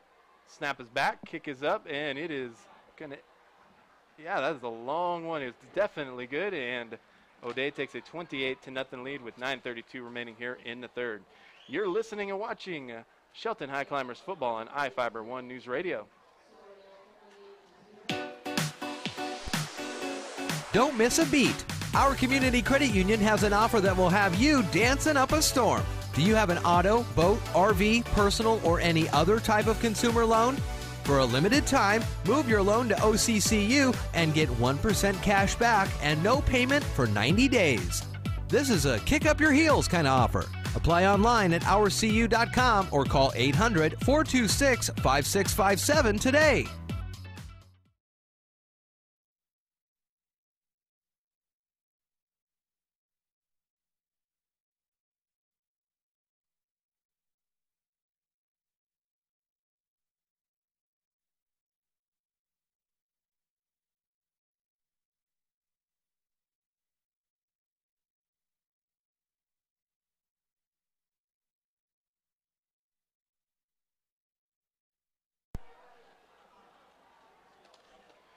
Welcome back to Highclimber Stadium, 28-0. O'Day has the lead after a Mark Tafia touchdown run. Hurdled a Highclimbers defender and then went untouched into the end zone. Beautiful run. And they have the big lead. This one off of the toes and recovered. Cody Hall ran up on it, kind of knuckleballed on him, ended up hitting his feet, and it was pounced on by number 3 Travis Cole-Benson to keep the ball in the hands of the Highclimbers. Yeah, smart play by Cole-Benson just to fall on that football. It did dink off the toes of Cody Hall, and big break for Shelton. They get the ball now at the 27-yard line. Trying to get back into this thing, down 28-0 here early in the third quarter. Rhodes out of shotgun. 3 wide receivers to the far side. He's going to keep it himself to the 25, and he is ripped down. Got a hold of his jersey, brought him down. No gain on the play. Tackle made by VJ Malo. Yeah, VJ Malo not letting Evan Rhodes go as he tried to get around that corner, and he just grabbed him by the jersey and spun him down and got it behind the line of scrimmage. A loss of 1 on the play for the Highclimbers. Second down and 11, excuse me. Handoff now. Nothing much doing there. Going to get about a yard on the play. Set up third down and long for Shelton. Yeah, Max Johnson with the carry as he went for no gain. Is this O'Day defense, they haven't given up much tonight, Brandon, and that trend is continuing here in the third quarter.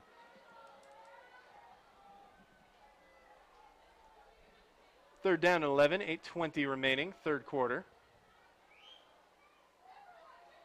Rhodes takes a snap, quick throw into traffic. It's going to fall incomplete.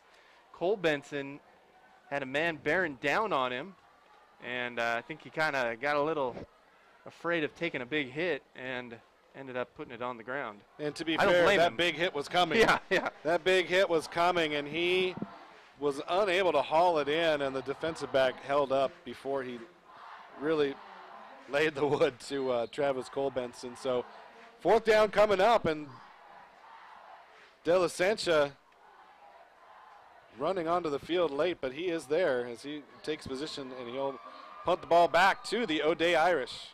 And a timeout is going to be taken by Shelton before the snap, as they just did not have anybody in there correctly again. So timeout taken by the Highclimbers as they prepare to punt. Fourth down and 11 with 8:10 remaining here in the third quarter. 28-0. O'Day with the lead. We'll be back here next weekend when the Highclimbers host the Yelm Tornadoes. Kickoff at 7 o'clock. It's still not a lot of scores coming through tonight. I've got it's kind of a everything slow kind night. of in the first quarter is showing still, so not a lot of transmissions coming through. But Olympia up early on Rogers, 7-0. Sumner up 7-0 on South Kitsap. Timberline up 7-6 on Bonnie Lake. Actually, last time I saw that, it was 14-6. So I did see an update on that. Yeah, still looking for some more scores, but not finding a whole lot tonight. Kind of a quiet night out there for some reason. So now the snap is back. Kick, gets it off pretty good. Line drive. Oh, and then fumbled, but fallen on by the Irish. He tried to pick it up late off the bounce. Kind of went the wrong way for him and off of his hands. And lucky break for O'Day there. And I've been waiting all night for this one, Brandon. Thad Van Winkle, the second, with the fumble recovery. As Connor Gregoire, the second time tonight, put the ball on the ground. But Van Winkle, the second, there to fall on it before Shelton could get it. Another good punt by De La Sancho. When he's got time to punt it, he's been pretty successful tonight. O'Day starting at their own 37 now with this drive, up 28-0 here in the third quarter. It was 14-12 Timberline over Bonnie Lake at the end of the first half. South Sound Conference football starts next week. Non-conference game tonight is O'Day takes on the Highclimbers. New quarterback in for the Irish. Handoff up the middle, going nowhere. Stays on his feet and will be whistled dead. Number 10, Jack Anderson is the new quarterback. He's a junior, 5'8", 141 pounds for the Irish. And he promptly goes back to the sidelines. Aha. Switching. They have been switching up personnel quite a bit tonight. Looked like he went to the sidelines. Maybe he didn't. No, he's back in there. Still a quarterback. The pitch will go to Patu. Stays on his feet, bounces it to the outside. It gets down to the 45-yard line, dives forward for another yard or so, and penalty flags come flying at the end of the play. Yeah, another big run by Jamin Patu as he took the pitch, went quick to the left edge, found some sealed blocking, and able to kick it out. But chain's not moving yet as the officials are discussing what happened there on the far sideline. Will be a first down if the play stands. Ball got out to the 45-yard line. Highclimbers 45-yard line. 7:11 remaining here in the third quarter of play. 28-0. Officials bringing both some captains to the center there to discuss this. Both teams have a representative in the middle. So not sure what the discussion is about or what the call is going to be.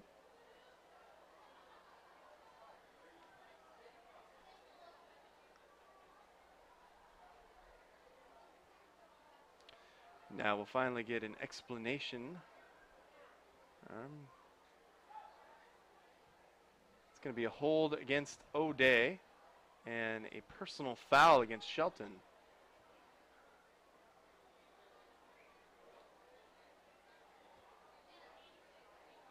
So a lot going on that play.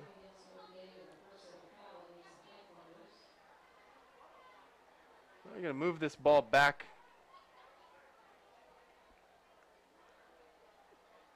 to the original line of scrimmage. Going to mark the hold off.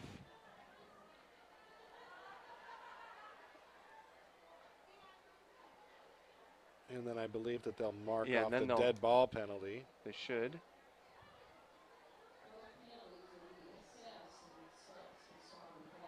And so now the personal foul will be assessed.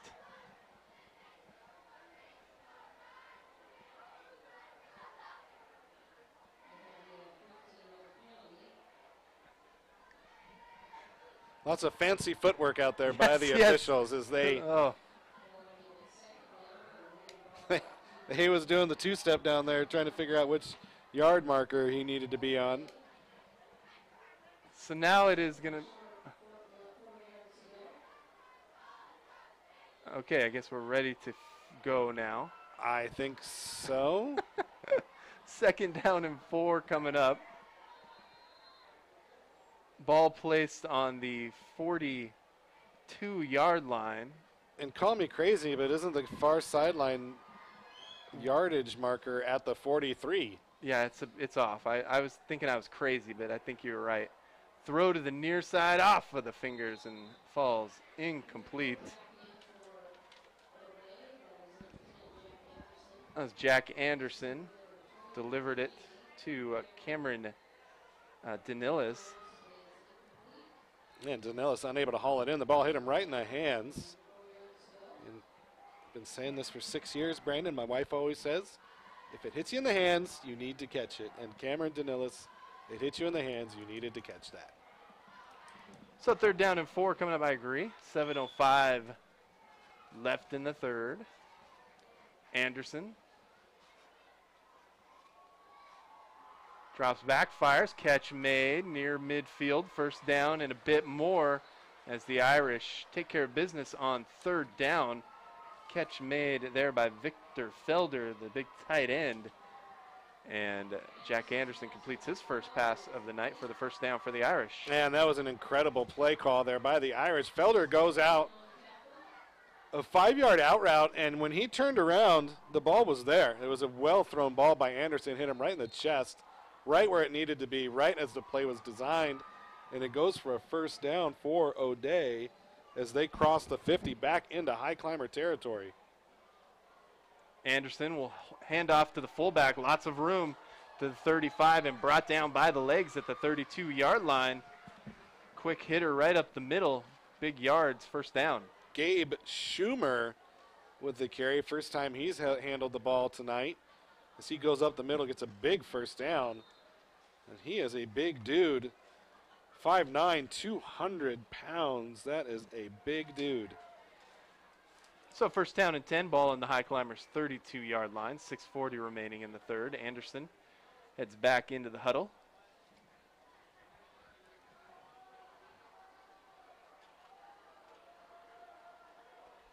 Sets up traditional sets pretty much all night for the Irish. Anderson under center. Hands it right back off to that fullback, and he is going to pick up another 8 yards on the play. Second down coming up. Yeah, this time Henry Munch with the carry for O'Day, as we've got another climber down. Yep, another injury for the Highclimbers.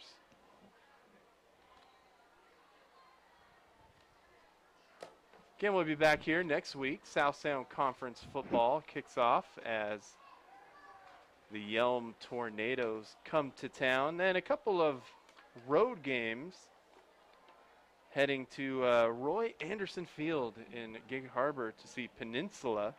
That is on the 22nd. That'll be radio only. The 28th, Thursday night, against Timberline at South Sound Stadium. Again, radio. We're back here at Highclimber Stadium on October 6th. That will be against Gig Harbor. Again, kickoff at 7 o'clock. The Tides. Yep, the Gig Harbor Tides. Let's go ahead and have a short South Sound Conference quiz for you, John. All right, let's go. Yelm. Tornadoes. Peninsula. Seahawks.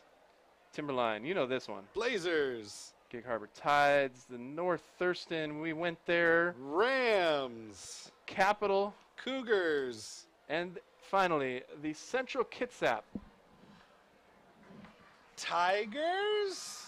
Wrong. Oh, man.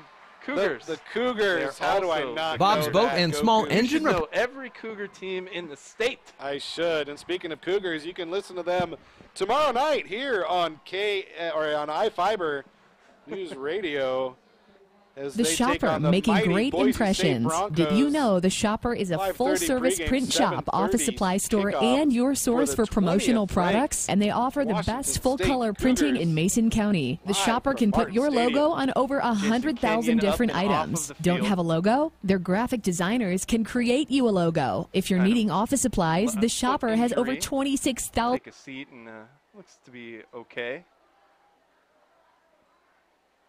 Now second down. Pitch.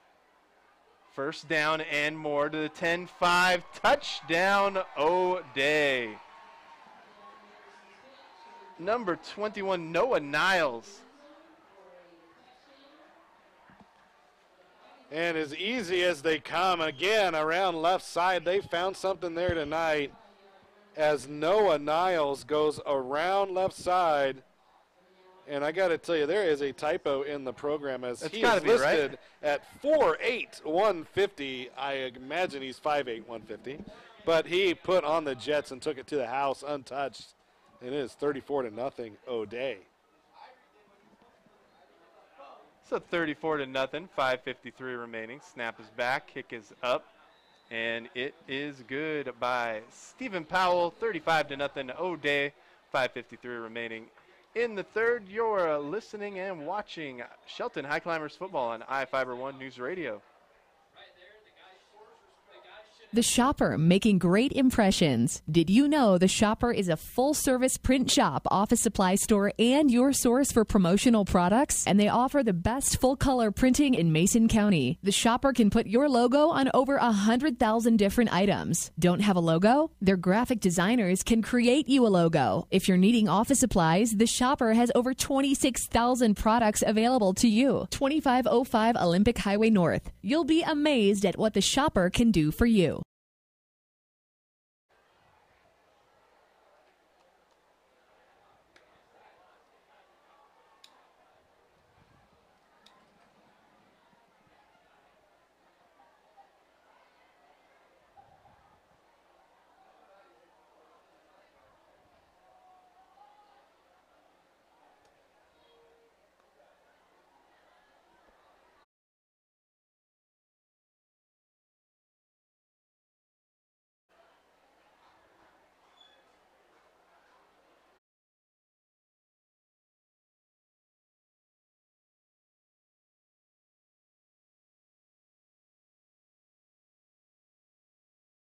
Highclimber Stadium.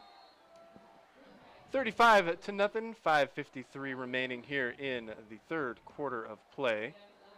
Kickoff going to be picked up at the 15-yard line as that ball rolled into no man's land, brought down at the 14. Yeah, Troy Goodwin rushing over to pick it up before that was Thomas Shorak, the wide receiver for O'Day, running down, trying to field that before Goodwin could get there. Goodwin able to pick it up, but nowhere to go.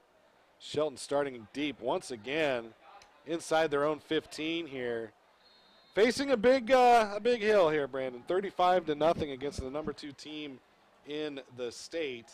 Let's see how they do here on this drive. Rhodes under center. Looked like he got somebody to jump. Handoff.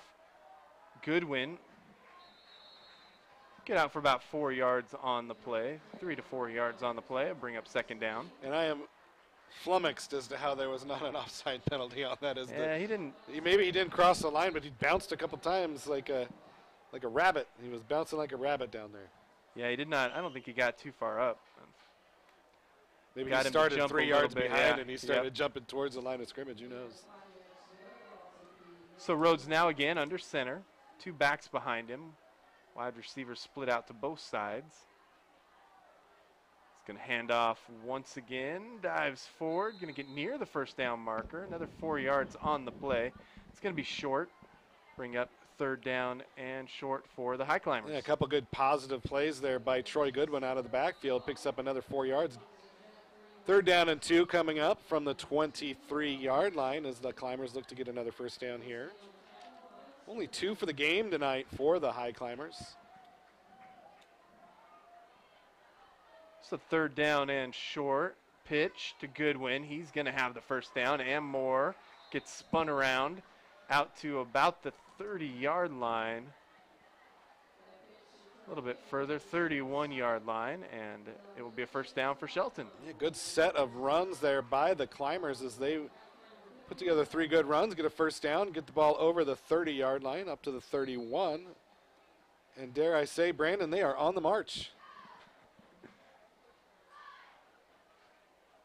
3:54 remaining third quarter. 35-0, O'Day with the lead. First and 10. Ball on the Highclimbers' 31-yard line.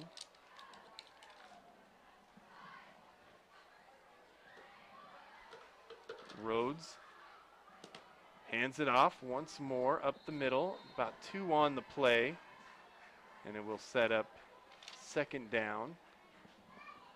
Goodwin once again. 4 straight runs now for Troy Goodwin. iFiber One would like to thank the following broadcast partners: Fur Lane Health and Rehabilitation, Olympia Orthopedic, Our Community Credit Union, and Gillis Auto Center. Second down and 8, 3:05 remaining third. Rhodes will look to throw. He does get rid of it as there was a big rush on him, but it's going to fall incomplete. Max Johnson, the intended receiver on the far side. Third down coming up. Yeah, Max Johnson, the intended receiver, couldn't get out of the shadow of the O'Day defense, and Rhodes, with a lot of pressure on him, rolled out to the right. Just led him a little bit too far, unable to complete the pass. It's going to be 3rd and long coming up for Shelton.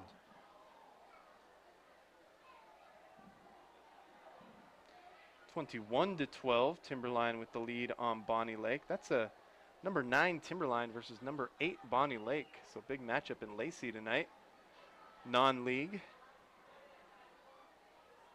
Now 3rd down and 8. Rhodes fires it, and off of the defender and almost come down with. Falls incomplete though, as that was Dylan Coots out there who tried to get to that tip ball.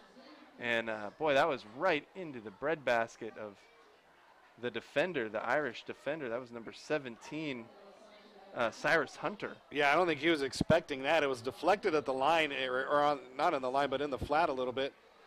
Hit Hunter right in the hands, but I don't think he was expecting it, so I can give him a pass on that one. And Dylan Coots tried to get up to it. He almost caught that one. That would have been quite the play for the Highclimbers. So now De La Sancha on to punt. Kick is up. Drops at 35, takes a long bounce, fielded, and brought down at the 25-yard line. Davin Patu, 5'7", sophomore.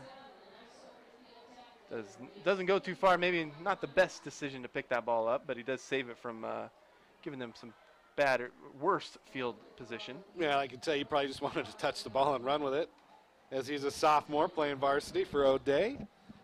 And great job by Jason Kenyon, though. Open field tackle, did a good job of bringing him down. Actually lost yardage on the return, so a good punt by De La Sancha again.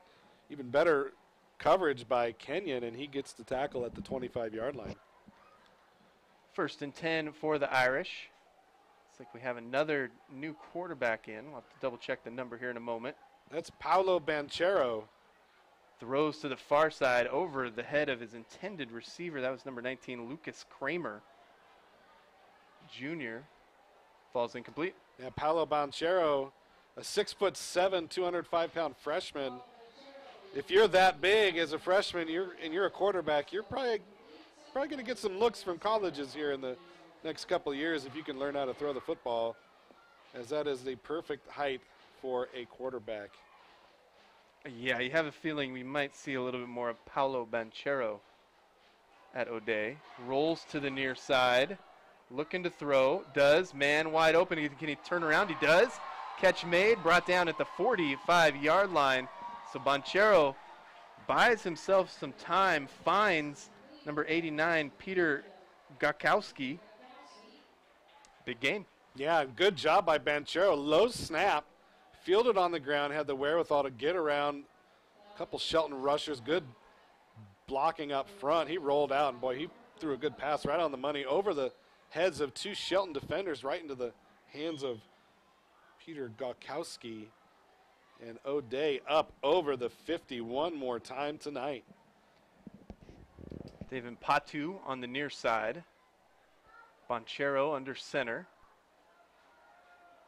He's going to hand off to the up back. He's going to break, actually puts it on the ground, fumble.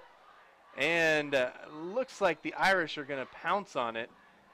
It's going to end up being a gain of 7 on the play. Bring up 2nd down. Yeah, Gabe Schumer with the carry and the fumble, but the Irish catch another break here as they get the fumble recovery down to the 39-yard line. And it'll be 2nd down and 4 coming up for the Irish. 29 seconds left in the quarter. 2nd and 5, 35-0. O'Day with the lead. Running clock once they get to 40 points ahead. Banchero likely will have to snap it before the end of the quarter here. He does. Hands off, bounces it to the outside, will have the 1st down, and then walks out of bounds. Henry Munch with the carry. Goes out of bounds, so the clock stops. Look at one more play before the end of the quarter. And before the quarter ends, iFiber One News Radio would also like to thank the following broadcast partners: Mason General Hospital, Olson's Furniture, The Shopper, Neil's Pharmacy, Westside Pizza, Bob's Boat Repair, and Shelton Health and Rehabilitation. So first down and 10. He is a big quarterback. Yeah. 6'7". He towers over the rest of that team right now. Takes the snap, fires off of the hands, and incomplete. Patu couldn't come up with it, and that'll do it for the third quarter of play. O'Day 35, Shelton 0. This is Shelton Highclimbers football on iFiber 1 News Radio. Olympia Orthopedic Associates now has 2 rapid orthopedic care locations to serve you. One in West Olympia and one in Hawks Prairie. Our goal is to have you in and out in 60 minutes or less, saving you time and money. Walk-ins are welcome, no appointment necessary. Rapid Orthopedic Care provides casting, splinting, x-ray, and physical therapy services 7 days a week, 10 a.m. to 7 p.m. with most insurances accepted. Call 360-754-7622 or visit olyortho.com. Bob's Boat and Small Engine Repair is now open, specializing in fiberglass repair, transoms, floors, boat restoration, and all sizes of engine repair. Bob is here to service all of Mason County's watercraft needs. 1939 West Railroad Avenue in Shelton. Bob's Boat and Small Engine Repair is open Monday through Saturday, 8:30 to 6. Check him out on Facebook or call 360-358-8261. And best of luck to all the area's high school athletes this year.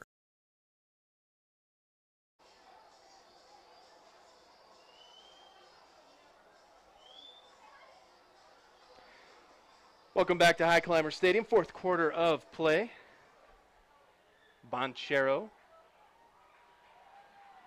Bring him up to the line, second down and 10. O'Day with a 35-0 lead on the Highclimbers. Backups in for O'Day. The pitch. Trying to bounce it to the outside, cuts it back inside, continues, finally down after a gain of about 5 on the play. They'll bring up third down. And that looked to be, who was that on the carry? That was number 35. Yeah, number 35, yep. Jonathan Gilbane, another junior coming in for O'Day. A big, powerful run, a gain of 7 on the play for him. And boy, I'm telling you, I really like Paolo Banchero. I really like this kid. Second and 3.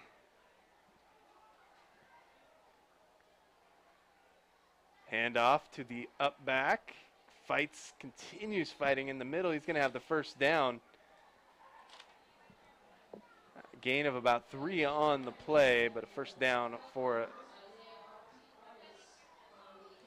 And O'Day just O'Day content to just run the ball right up the middle and finding little resistance at this point of the game is Shelton just worn out down there defensively. They've played a tough game, but boy, they are tired. So first down and 10. Bonchero leads him up again. 2 backs behind him.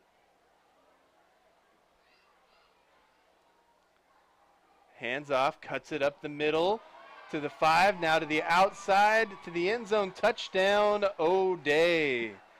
Number 25, Henry Munch with the touchdown run, and they take a 41-0 lead on the Highclimbers. And untouched up the middle, Munch went up the middle, cut it back to the left, and then just like Amante Scott did earlier, just took a beeline to the corner of the end zone and just outran the Shelton defense. And we are up into the 40s now. 41-0 is the score here for O'Day. Yeah, clock will start running. Kick is up by Powell, and it is good. So 42-0 O'Day with the lead with 10:36 remaining here in the fourth quarter. This is Shelton Highclimbers football on iFiber 1 News Radio.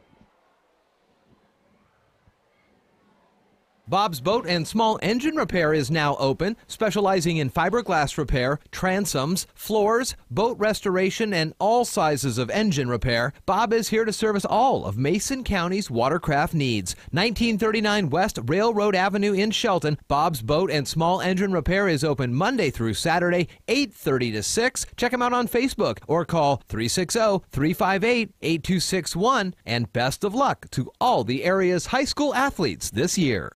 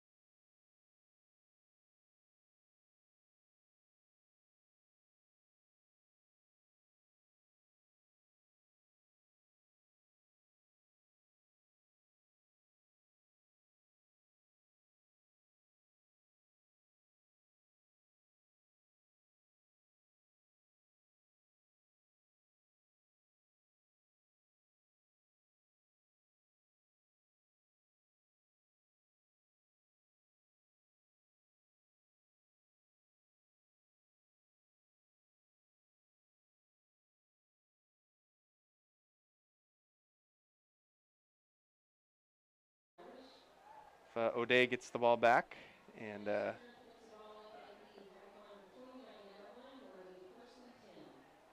O'Day gets the ball back, and Bonchero continues. I've got some facts on you on Paolo Bonchero for you. All right, I'm excited to learn about them. Yeah, he's freshman. Yes. 6'7", 200 pounds. That is a big freshman. That's a big freshman. I mean, I was a big freshman.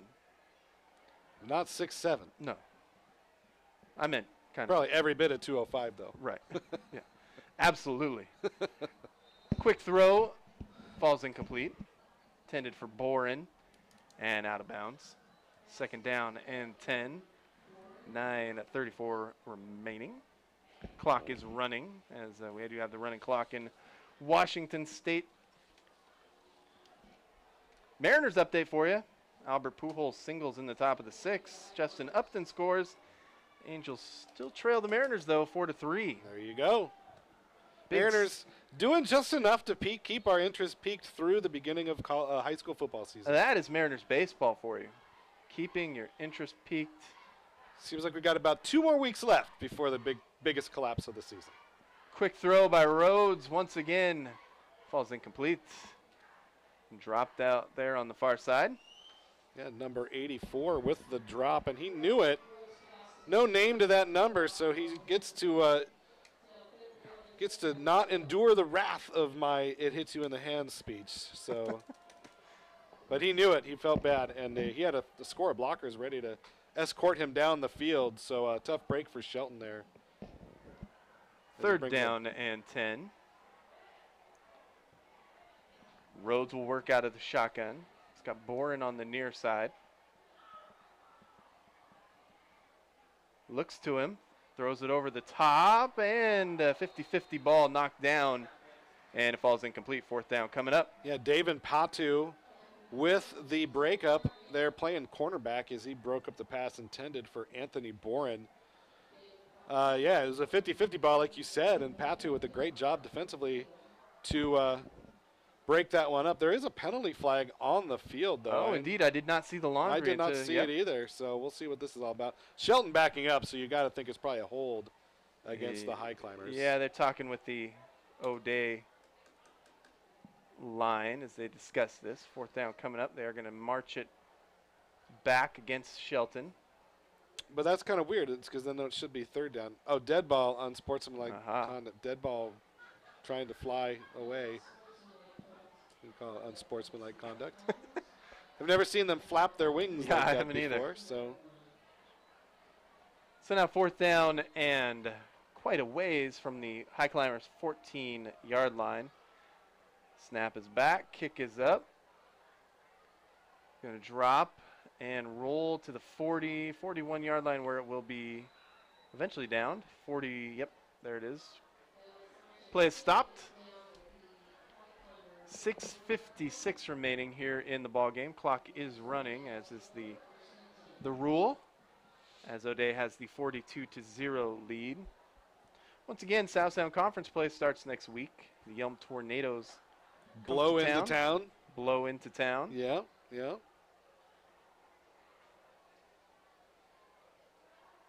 7 o'clock kickoff. That will be on the radio and in HD video, streaming on iFiber1newsradio.com. My name is Brandon Sparks, joined by John McGlamory from the Bob Sheets broadcast gondola high atop Highclimber Stadium. And we have a new quarterback in the game again. Oh, we do have a new quarterback into the game. Well, a new old quarterback, Jack Anderson. Well, I'm going to give you some Paulo Banchero facts anyway. Handoff up the middle, because I mean, you're impressed. I'm impressed. You like the size, that's for sure. I like the size, but I like the arm on the couple throws that I did see. So someone to keep an eye out in the future for he sure. Is a freshman. Banchero's mother, Rhonda, held the University of Washington all-time scoring record for 9 years. She was the first Husky to be selected into the NBA, WNBA. I thought that name sounded somewhat familiar. His father, Mario, was a tight end at the University of Washington. I wonder what school is going to have a leg up in recruiting Mr. Paulo Banchero if he's good enough to go on to the next level. To be fair, it has been a while. Banchero's local team, his youth team, the Seattle Ravens, knocked off Snoop Dogg's Pomona Steelers 24-7. I believe that was last season. I remember that at West Seattle. It was played at West Seattle Stadium. Was Snoop Dogg there? Yes, he was. Yeah. I'll be darned. West Seattle Stadium, also the field that O'Day utilizes for their home field. Because it's close by. Well, it's not that far. It's not that far. It's actually probably one of the closer full-size stadiums to O'Day. Pitch on 2nd down to the far side and brought up the hash mark, probably about 8 yards on the play. It'll bring up 3rd down. And it looked like Dane Harmon with the carry as he went around right edge. Picked up a big chunk of yards. 3rd and short coming up for O'Day as the clock continues to move. 4:20 to go here in the 4th. Boy, that's kind of a big deal. I know that Snoop Dogg's team is always very good, and I don't know if you watch Hard Knocks, if you're a fan of Hard Knocks, but this year, of course, the Tampa Bay Buccaneers are on it, and another Snoop Dogg alumni featured prominently, Jeremy McNichols, the running back for the Tampa Bay Buccaneers. Unsurprisingly, Banchero also plays basketball. Mm-hmm. He plays for Seattle Rotary. At 6'7", you don't say. So pretty high. That's a name to keep an eye on in Seattle football and basketball over the next few years if I were you. So after a penalty, 3rd down and 8 coming up, 3:30 remaining. Clock has been running this entire time. Anderson has to pick the ball up off the ground. It is then handed off up the middle. 1st down for the Irish. Looking for a number on the carrier. But Kyle McGregor with the tackle for Shelton, the freshman, 6'4", 220. It was Mac Greenan with the carry. Boy, they've got about 30 running backs on the roster, and they're all just north-south power guys. Yeah, they can shuttle a lot of guys in and out, that's for sure. We didn't even really see their full squad today so much. Jamin Patu got a few carries, but nothing much. Had the 38-yard touchdown run, of course. Then we have a delay of game.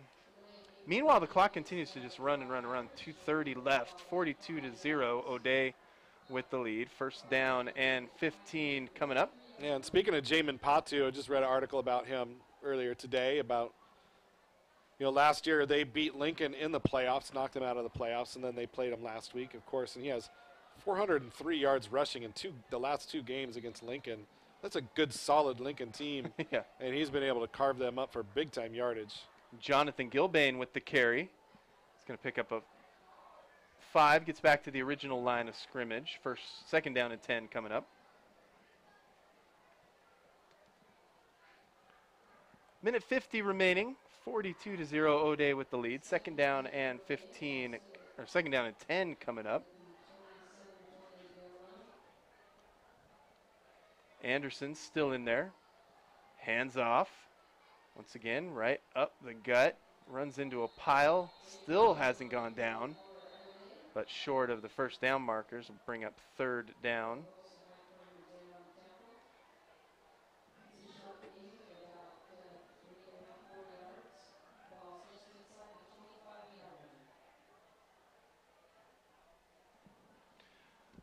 So third down and 6, 1:08 remaining. And before we go off the air tonight, I'd like to give a big shout out to Jimmy Monier and Corinne Kunkel. They are our high school camera operators who brought you these great HD shots tonight. We'd like to thank them for their hard work. Bounce to the outside, run out of bounds. Dane Harmon with the carry. Penalty flag does fly as they sort out this penalty. My guess is that that'll do it for tonight's ball game.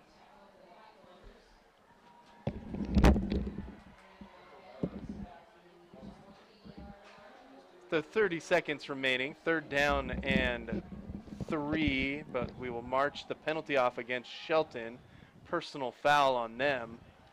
Just 20 seconds remaining. See if O'Day runs a play or if they just go ahead and take the victory formation knee.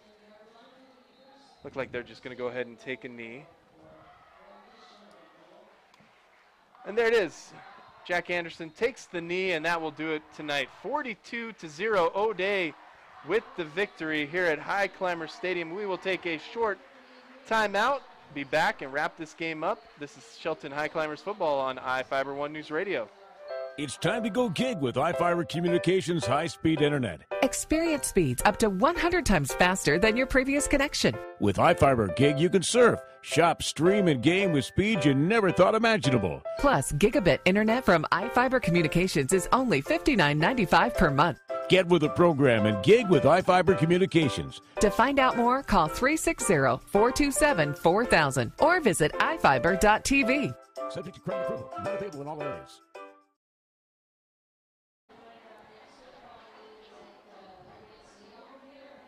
Welcome back to Highclimber Stadium. Final score 42-0. O'Day with the victory. They move to 2-0 this season, while the Highclimbers, there goes the scoreboard already, fall to 0-2 this season. And just a tough game for the Highclimbers. What can you do against one of the best teams in the state at any level, period? Yeah, perennially a power. No matter which conference they're in, no matter what classification they're in, they are always tough. And tonight they showed it. As maybe not even playing their A game tonight, still came into Highclimber Stadium and kind of asserted their will after a shaky start, a turnover, and just kind of ran the ball all over Shelton once they got in their groove. And just really quickly, Jamin Patu, 38-yard run, opened the scoring. Lamonte Scott with a 15-yard run made it 14-0.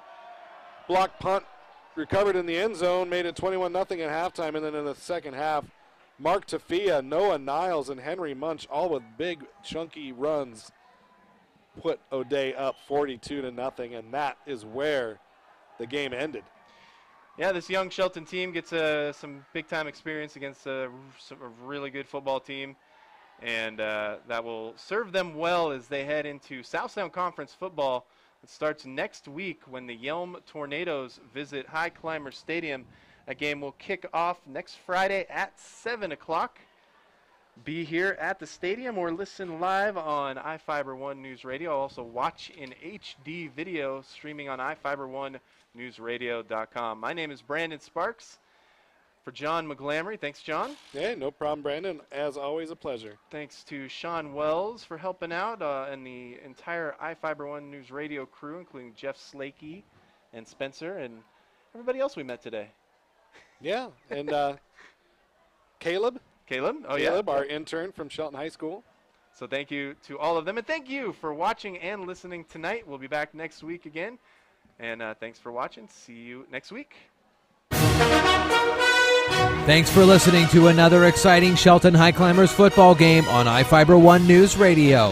The Highclimbers broadcast is brought to you by Neil's Pharmacy, Olson's Mattresses and More, Furlane Health and Rehabilitation, Westside Pizza, Olympia Orthopedic, Our Community Credit Union, the Gillis Auto Center, Mason General Hospital, The Shopper, and Shelton Health and Rehabilitation Center.